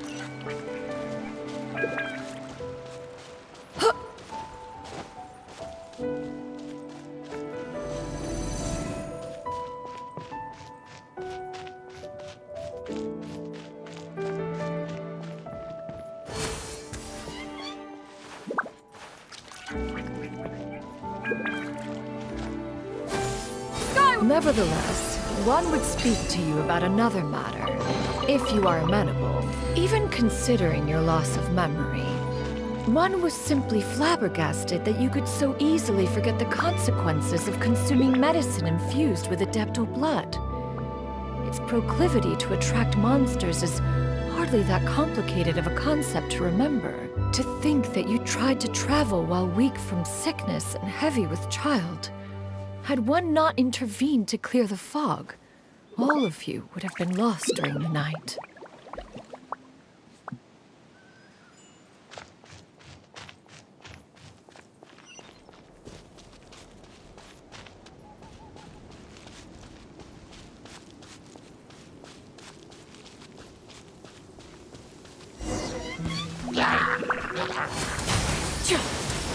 Yeah! Scatter!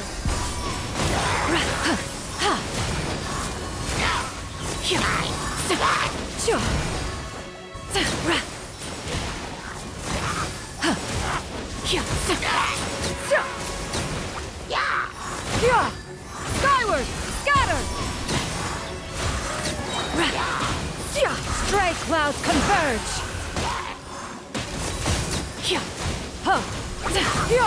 Skyward!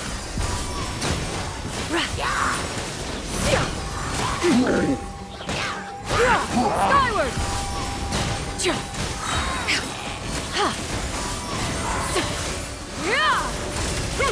Make way for the Adeptus!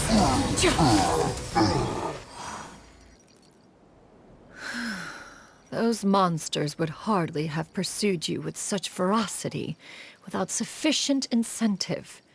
They were likely incited by the presence of godly remains.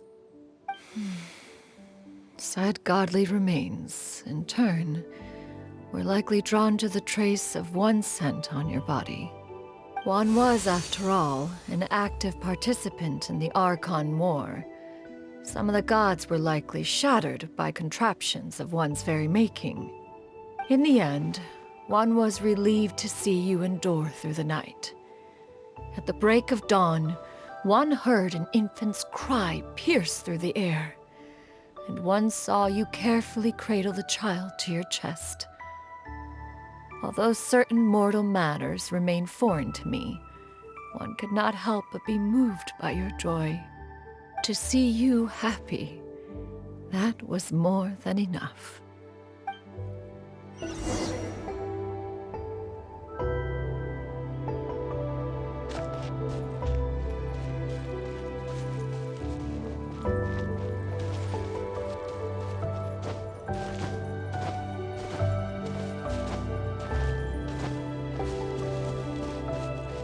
Now you should have a complete understanding of the events. Wait, but if that's true, then the crane who took care of me when I was sick must also be... Ah, one had almost neglected to recount the absurdities of that tale.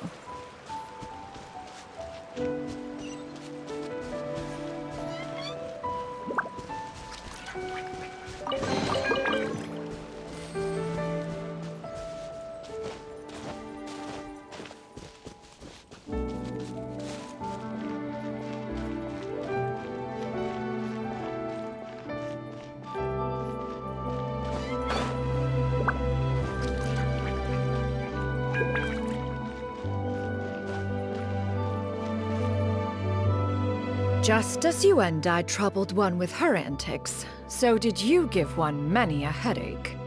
Upon finding you burning with fever, one made plans to bring you back to one's abode for treatment. However, upon seeing one's form, you began to cry, refusing to get on one's back. When one asked you why, apparently you believed that one could not possibly be a true Adeptus, because all illuminated cranes are white from tip to toe. One had no choice but to apply powder to one's body to conceal the variegated nature of one's appearance. You became more than amenable enough when one stood before you devoid of any other coloring. It bears mentioning, however, that as a crane, Yuendai was nearly entirely pure white in color. Though you had never encountered her in that form, you still recognize the essence of her being. Perhaps fate brought you two together in more ways than one.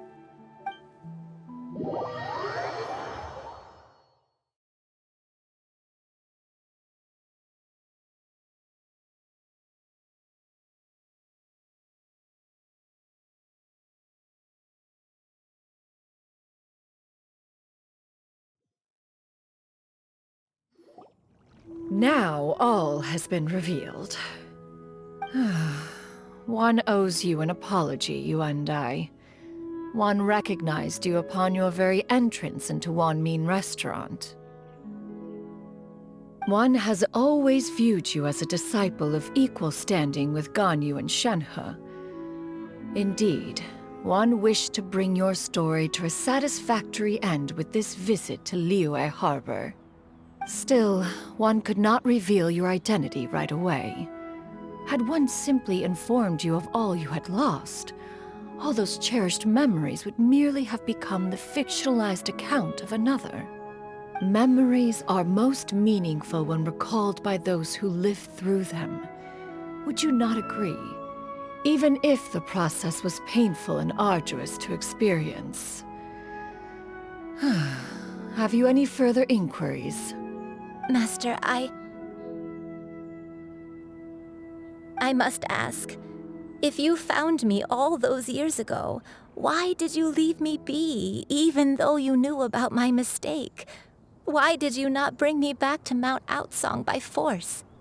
One has never regarded your action as a mistake. It was a simple choice, nothing more. When it is time for one's progeny to leave the nest, it is the responsibility of an elder to let them fly free. Yet, when your wings grow weary and the night grows dark, just know that you always have a place to which to return. 'Tis a refuge referred to by many a name in mortal writing.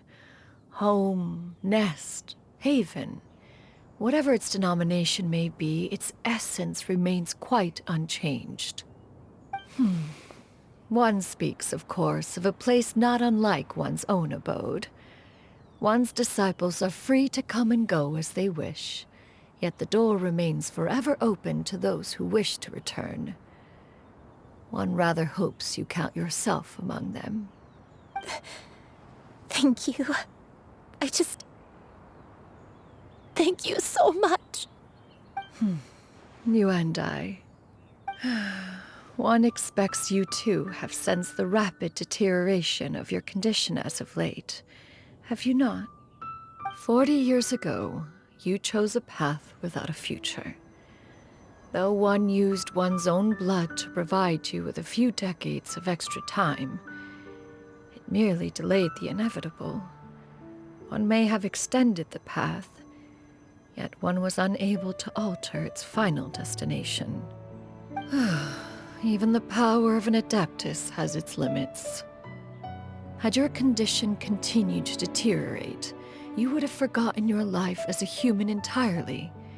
In the end, you would have turned into a creature lacking in the ability to even comprehend its own monstrousness.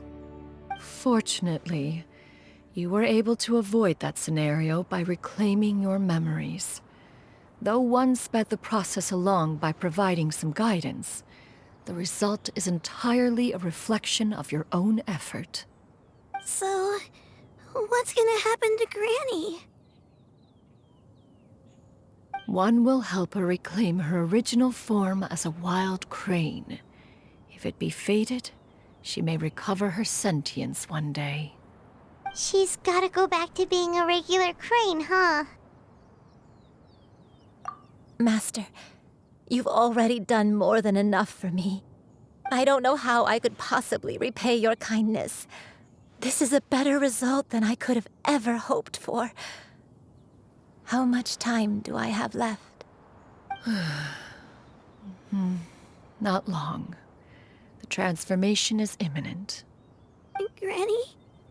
Please don't leave, okay? You're all I have left. Please! Don't be sad, dear child.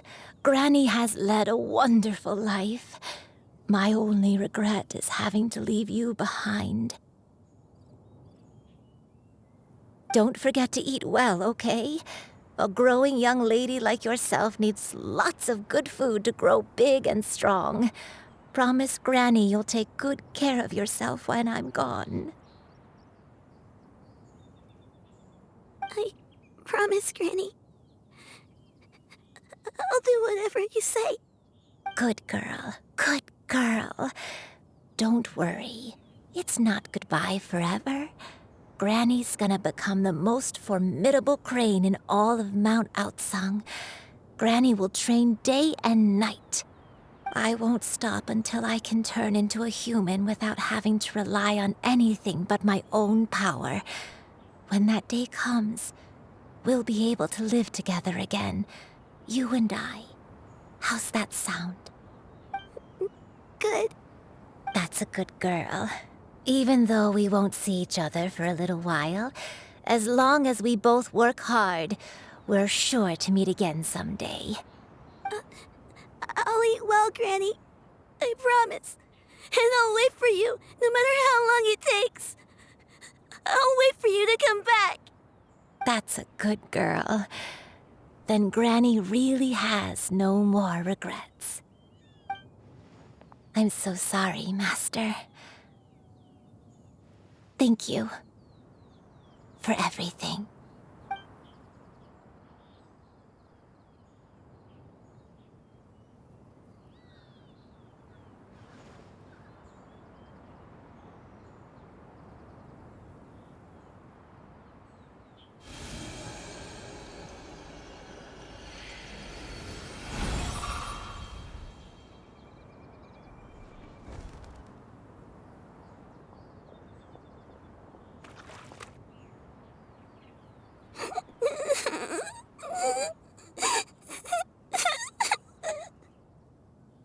Xianyun. Let her be. At her age, crying is a natural, if not fitting, response to such an event. Tears are a necessary part of maturation. Sometimes there is scarcely a better vehicle to wash away the toll of stress and misery. Now that the issue has been resolved, you should also take a moment to relax. Give yourself some time to rest. Take a nap if you must. One will wake you in due time.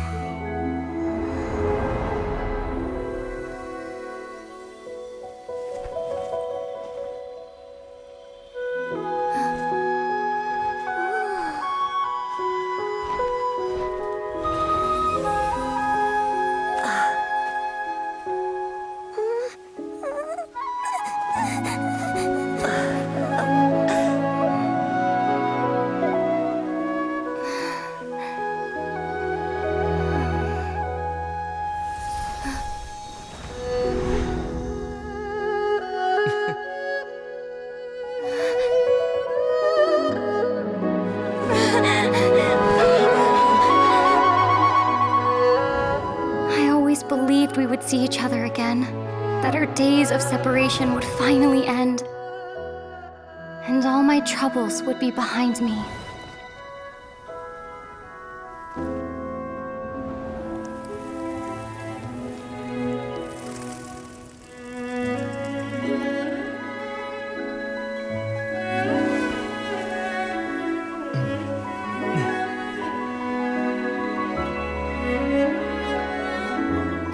Things could stay this way forever.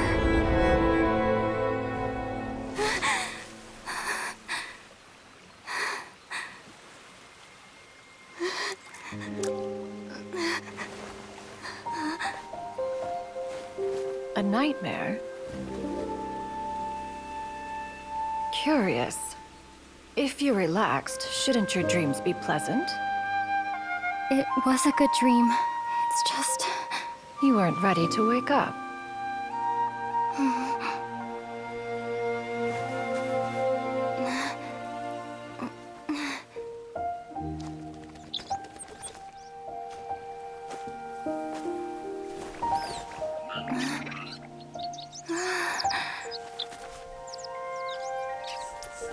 Eloquent as one may be, words of comfort are not one's strong suit. You are doing all you can. One can see your strength of will, your fearlessness in the face of danger. And so, Whatever your dream may be, one believes that you shall achieve it. Of course, whenever the perils you face overwhelm you, or you become weary, one is always here for you. After all, as an elder, it is only right to look out for the young ones.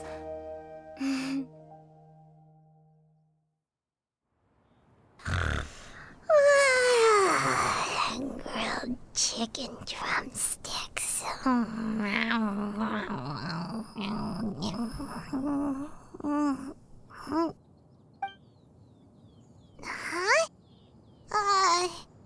Was Paimon sleeping just now? Oh, Paimon wasn't talking to you. Paimon had a dream about eating grilled chicken drumsticks, that's all. Madam Adeptus? Oh, Xianyun, you're awake. How do you feel? I feel a little better. Thanks. I know I'll see Granny again someday, so I don't feel so sad anymore. Madam Adeptus, could I ask you something? Would you take me in as a disciple?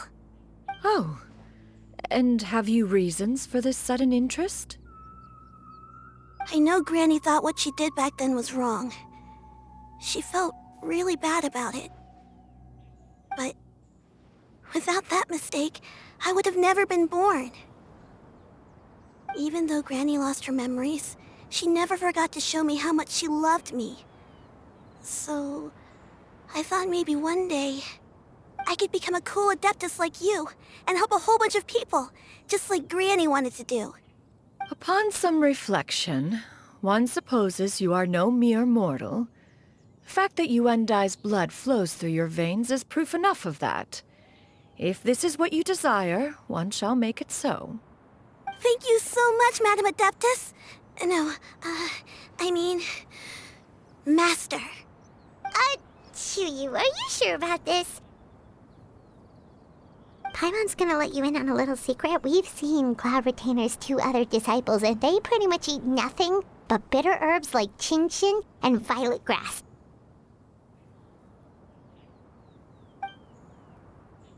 If you join them, you'll never enjoy Wanmin Restaurant's delicious cooking ever again. How utterly preposterous. One has never enforced such a rule. Every individual must find their own path to enlightenment. So long as one retains a pureness of spirit, one's dietary proclivities are quite irrelevant. Well, you say that, but Paimon's not seeing any tasty treats up here now, is she? Although Mount Outsong is rich in natural beauty, its location does preclude access to certain finer mortal comforts. That is precisely why one plans to relocate to Liyue Harbor. Xianyun shall have the honor of becoming one's first disciple in the human world. Whoa, you're leaving Mount Outsong? One has never concerned oneself with the location of one's residence. From the very beginning, one has sought only solace and peace.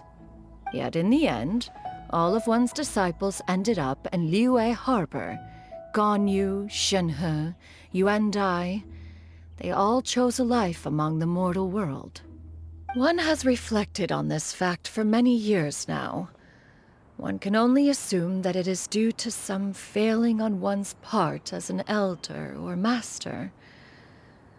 A failing, perhaps, of recognizing what it was they truly wanted. One is most curious as to what aspect of Liyue Harbor could have enticed them to remain there. One could hardly offer an opinion on the matter, but perhaps some time in the harbor will prove instructive. Why are you all so silent? Paimon is, just a bit shocked, that's all. So, does this mean we can grab a meal together in Liyue Harbor sometime? One has precious little time to squander. However, If one finds oneself otherwise unoccupied, one would not be opposed to the idea. One will be assuming the identity of a human while residing in Liyue Harbor. You should take care to avoid disclosing one's true identity. Don't worry, we'll help you keep it a secret. So, when can we expect to start seeing you in the city? Perhaps in 2 days' time. One has some matters to see to before one's departure. Preparation is the key to success, after all. One plans to put up various items from one's collection for sale. The earnings should provide for a comfortable living in Liyue Harbor. One has already picked out a handsome property near Chuhu Rock. 'Tis no small purchase, but what is mortal life if not one expense after another? Seems like you've really thought of everything. Then how about we meet up in Liyue Harbor in 2 days? A sensible plan. See you then. Oh, also, why don't you take this suspense insomnia mechanism as a souvenir?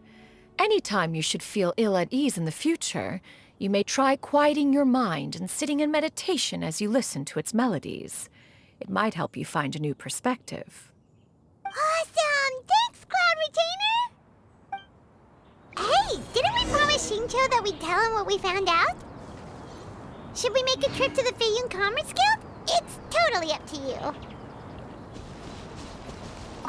So, about your move to Liyue Harbor, you gonna tell the other Adepti about it? I have left an explanatory note in my abode. Those 2 old fossils will discover it, I am sure, should they come seeking my company. Considering their recent penchant for going off on private escapades, however, I find myself caring little for how they shall receive this news. By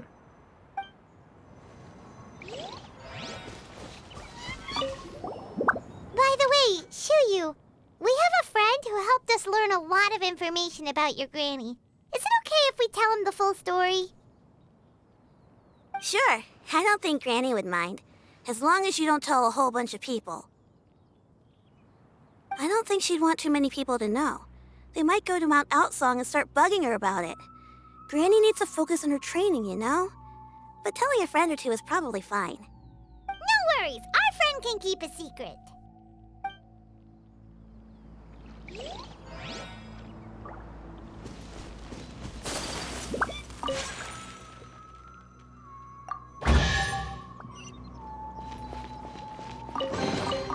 I shall treasure this good fortune.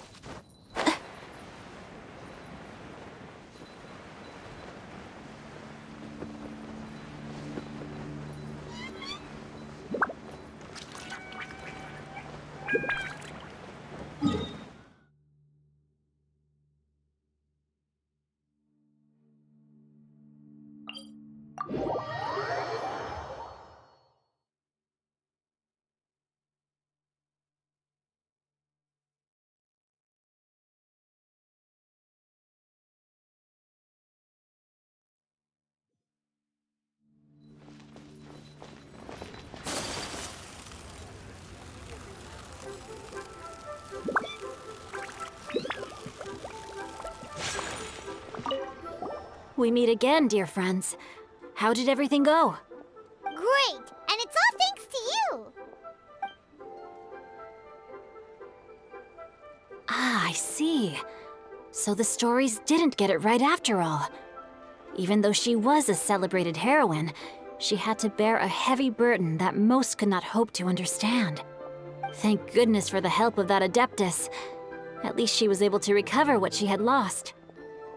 Although I cannot claim to know exactly how their story will unfold from here, I trust the ending will be a happy one. Those united in a common purpose always find a way back to each other in the end. Thank you for helping me fill in the gaps. And don't worry, I'll keep this all to myself. It's not my story to tell, after all.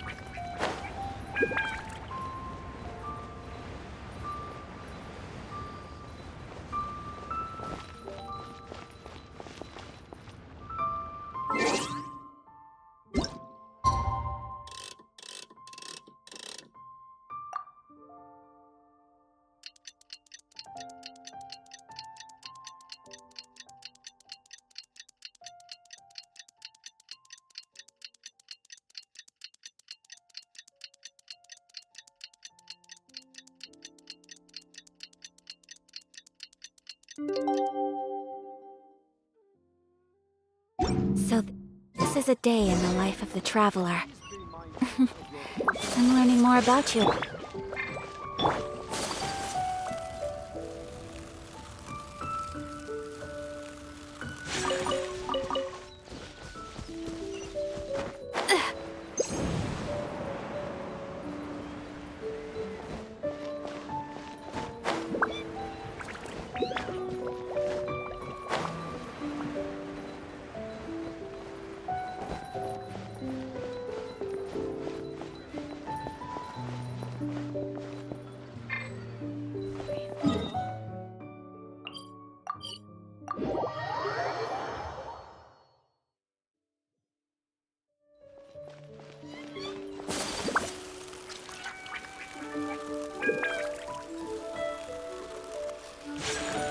Ad Astra.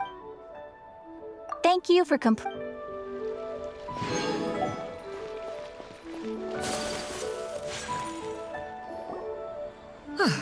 Your concerns are excessive and unfounded. This is but a simple collection of ordinary valuables. Such intense scrutiny is hardly necessary. To be quite honest, your insistence on that fact is my primary cause for concern. In what way are any of these ordinary? Every single item here could be worth more than everything I own combined. I simply can't risk shelling out that kind of mora without proper scrutiny. If I'm wrong, I would never be able to earn it back, not even if I worked every single day for the rest of my life. I have to be careful. Yes, you can never be too careful. We're here, Clow. Miss Xianyun, what are you guys arguing about? Ah, perfect timing. This ignoramus is questioning the authenticity of my wares. I'll have you know, these items have remained untouched in my personal collection for several hundred years. To question their legitimacy is pure folly. Several hundred years? Indeed. They're family heirlooms, you see, passed down over many generations, as families are wont to do. Yep, they've definitely been around a while. We can vouch for her on that one. Hear that? Had I not found myself in need of mora, I would scarcely have had the heart to part with them. Indeed, you should consider it an honor to even have the opportunity to behold them with your own eyes. Doubt their authenticity any further, and I may just decide to take them to another buyer. Whoa, please don't go! I apologize for any insult, miss. You see, I know full well that I lack the knowledge to judge the true worth of these items. If you could wait but a moment, I've hired an expert to appraise them for me. He should be here shortly.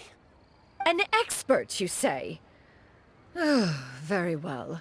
I will wait for a little while longer, then.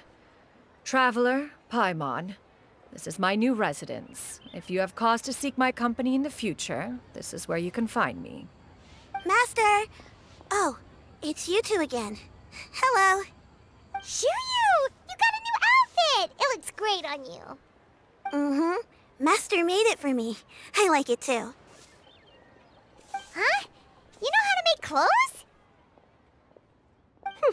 Do I know how to make clothes? With the support of the proper mechanism, sewing is hardly a challenge. Master, I brought in most of my stuff. There's a few boxes left, but they're kind of heavy, so I just left them outside. Fret not. I shall help you move them into your room. Actually, I should probably sort through my stuff a bit first. Everything's kind of messy right now, so maybe you could, not look yet, Master? Yeah, that'd be great. It appears my young apprentice has her own fair share of secrets. No matter. Do what you must, child. Now, this expert you mentioned, when can we expect their arrival? Soon. Ah, there he is! Here, allow me to make some introductions. This is Mr. Zhongli, a well-respected consultant at Wangshang Funeral Parlor and an expert in all manner of valuables and antiques. Mr. Zhongli, this is Miss Xianyun. She's the one who's looking to sell the collection of valuables I mentioned earlier. Huh.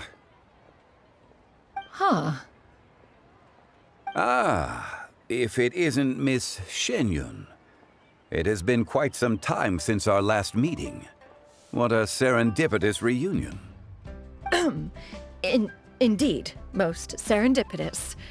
Have you been faring well as of late, Mr. Zhongli? Quite well, thank you. I was fortunate enough over the past few days to enjoy both a stroll in the mountains and a fresh brew of tea from the most recent harvest. The experiences left me with such insight and peace. Huh. So you two are already acquainted? Indeed. How fortunate we are that fate has brought us together again. If you are otherwise unaware, allow me to inform you that Miss Xianyun is a well-regarded collector and appraiser. She is well-versed in all fields and oft-celebrated for her impeccable taste. You stand to gain much from this opportunity. You are too kind, Mr. Zhongli. True collectors pride themselves on their wealth of knowledge and eye for detail. I can say without a doubt that you are foremost in that regard. Why, you flatter me, Miss Xianyun. It would seem that you are as self-effacing as ever. Not at all, Mr. Zhongli. Not at all. While I am loath to butt into this conversation, I must ask, you two already knew each other, and you seem to have quite a cordial relationship. Can I be certain that you're not working together to swindle me? I mean, you never know. Huh! A preposterous accusation. The heavens themselves would collapse before we would conspire to do such a thing. Miss Xianyun speaks the truth. Contracts are built on honesty and trust. If that proves to be beyond your capabilities in this instance, this transaction may be taken elsewhere. Say no more. Let us depart. I jest. What fool would still harbor doubts after Mr. Zhongli himself has vouched for the goods? Miss Xianyun, wait!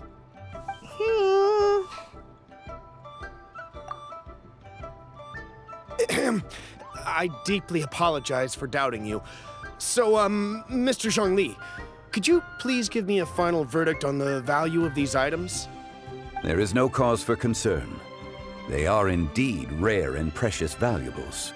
Take this mechanism, for instance. Though one may not immediately perceive its purpose, its structure and appearance are exquisite enough to merit it a place in any fine home. The same can be said for this one here.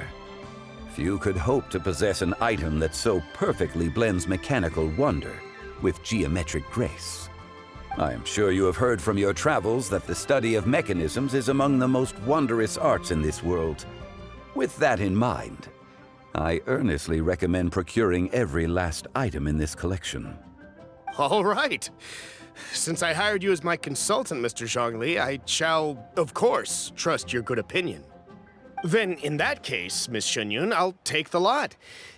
However, since the final sum is quite large, how about we start with an initial deposit through the Northland Bank? The Northland Bank? Huh. Oh, you refer to the fiduciary house. Oh, very well. I fear people only use the term bank nowadays. In that case, I'll be off for now. I'll return to collect the goods once you've received the funds.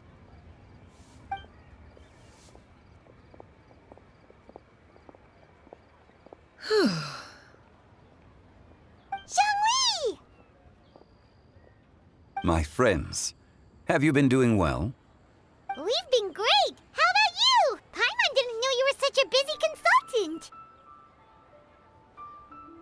My days have been quite pleasant as well. I had been quietly enjoying a cup of tea when Mr. Xiaozu requested my services.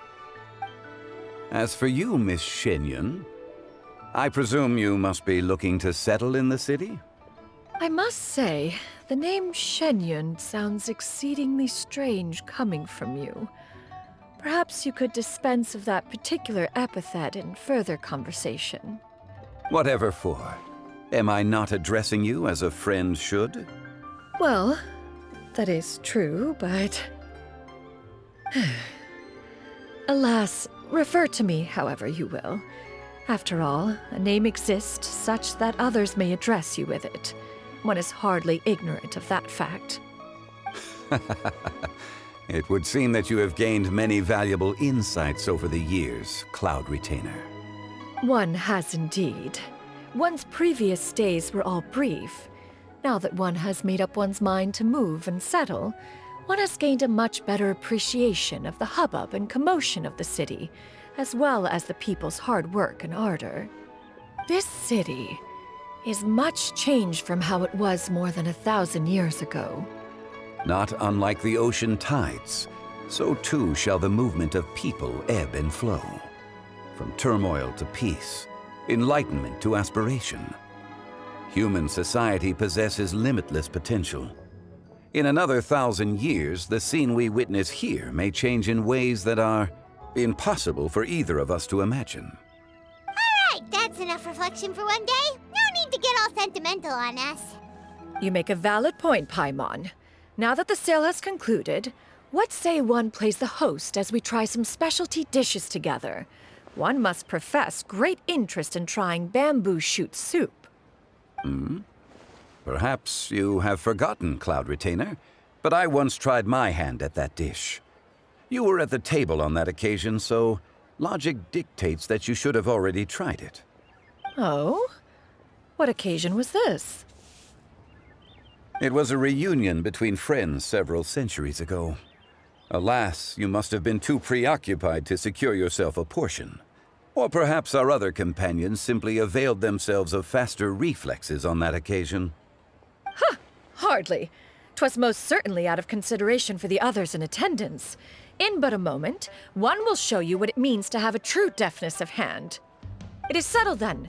Bamboo shoot soup, mora meat, crab roe tofu, triple-layered consommé. We shall enjoy the lot. One has already passed word to Shenhe and Ganyu to make a reservation. It is prime time for them to meet one's newest disciple. Is that agreeable to everyone? It should be a most splendid occasion. Shu Yu, come now, it is time to dine. Ah, this gentleman over here is Mr. Zhang Li. He is, A humble employee of Wangsheng Funeral Parlor. Pleased to make your acquaintance. Nice to meet you too, Mr. Zhongli. That should be everyone, right? Let's go!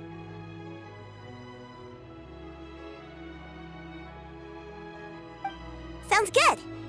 Actually, Master, have you ever tried Adeptus' temptation? I heard it's impossible to stop eating after even just one bite. You know, 'cause it's super tempting and stuff. Is that true? That sounds rather implausible. Although with the right preparation, certain dishes can be too delicious to resist. Huh? Why are you all walking so fast? Hey, wait for Paimon! Hey, wait up!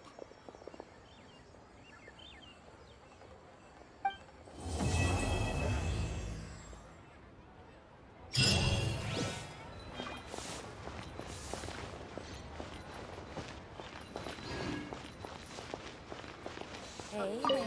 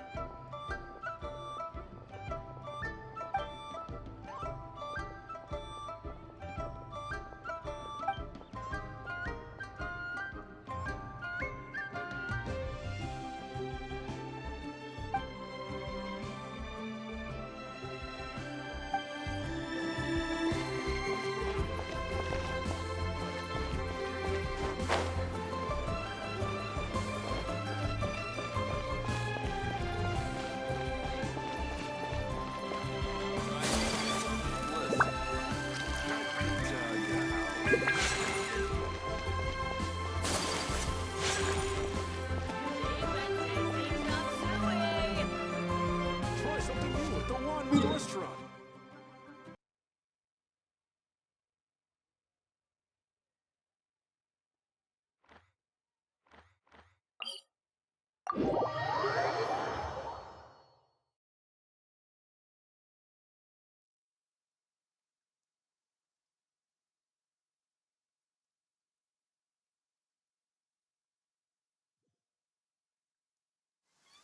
Come with me. Let us find shelter from the rain.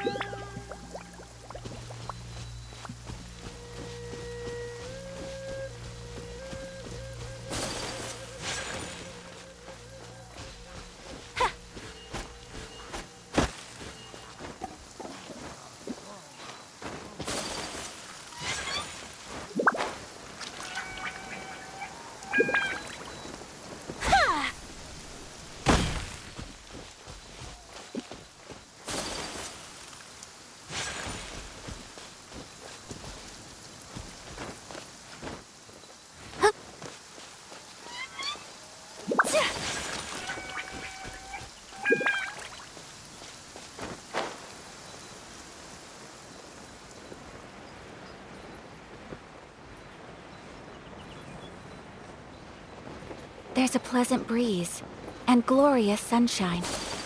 So, where shall we go for a walk?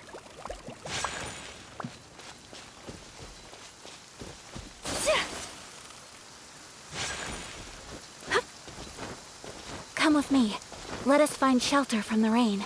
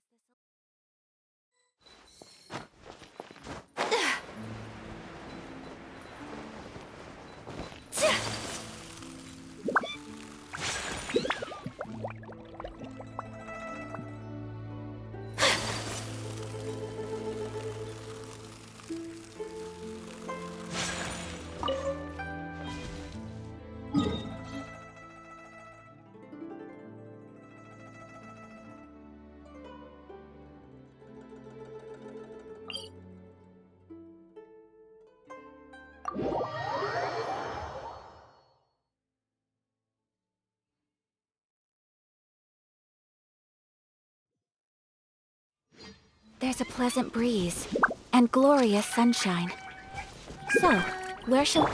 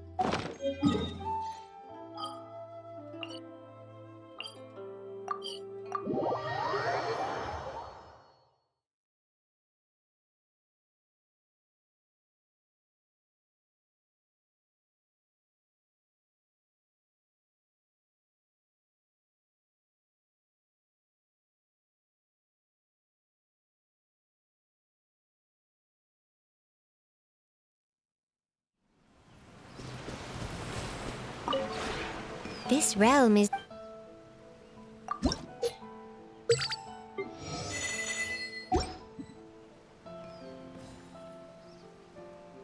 If you ever...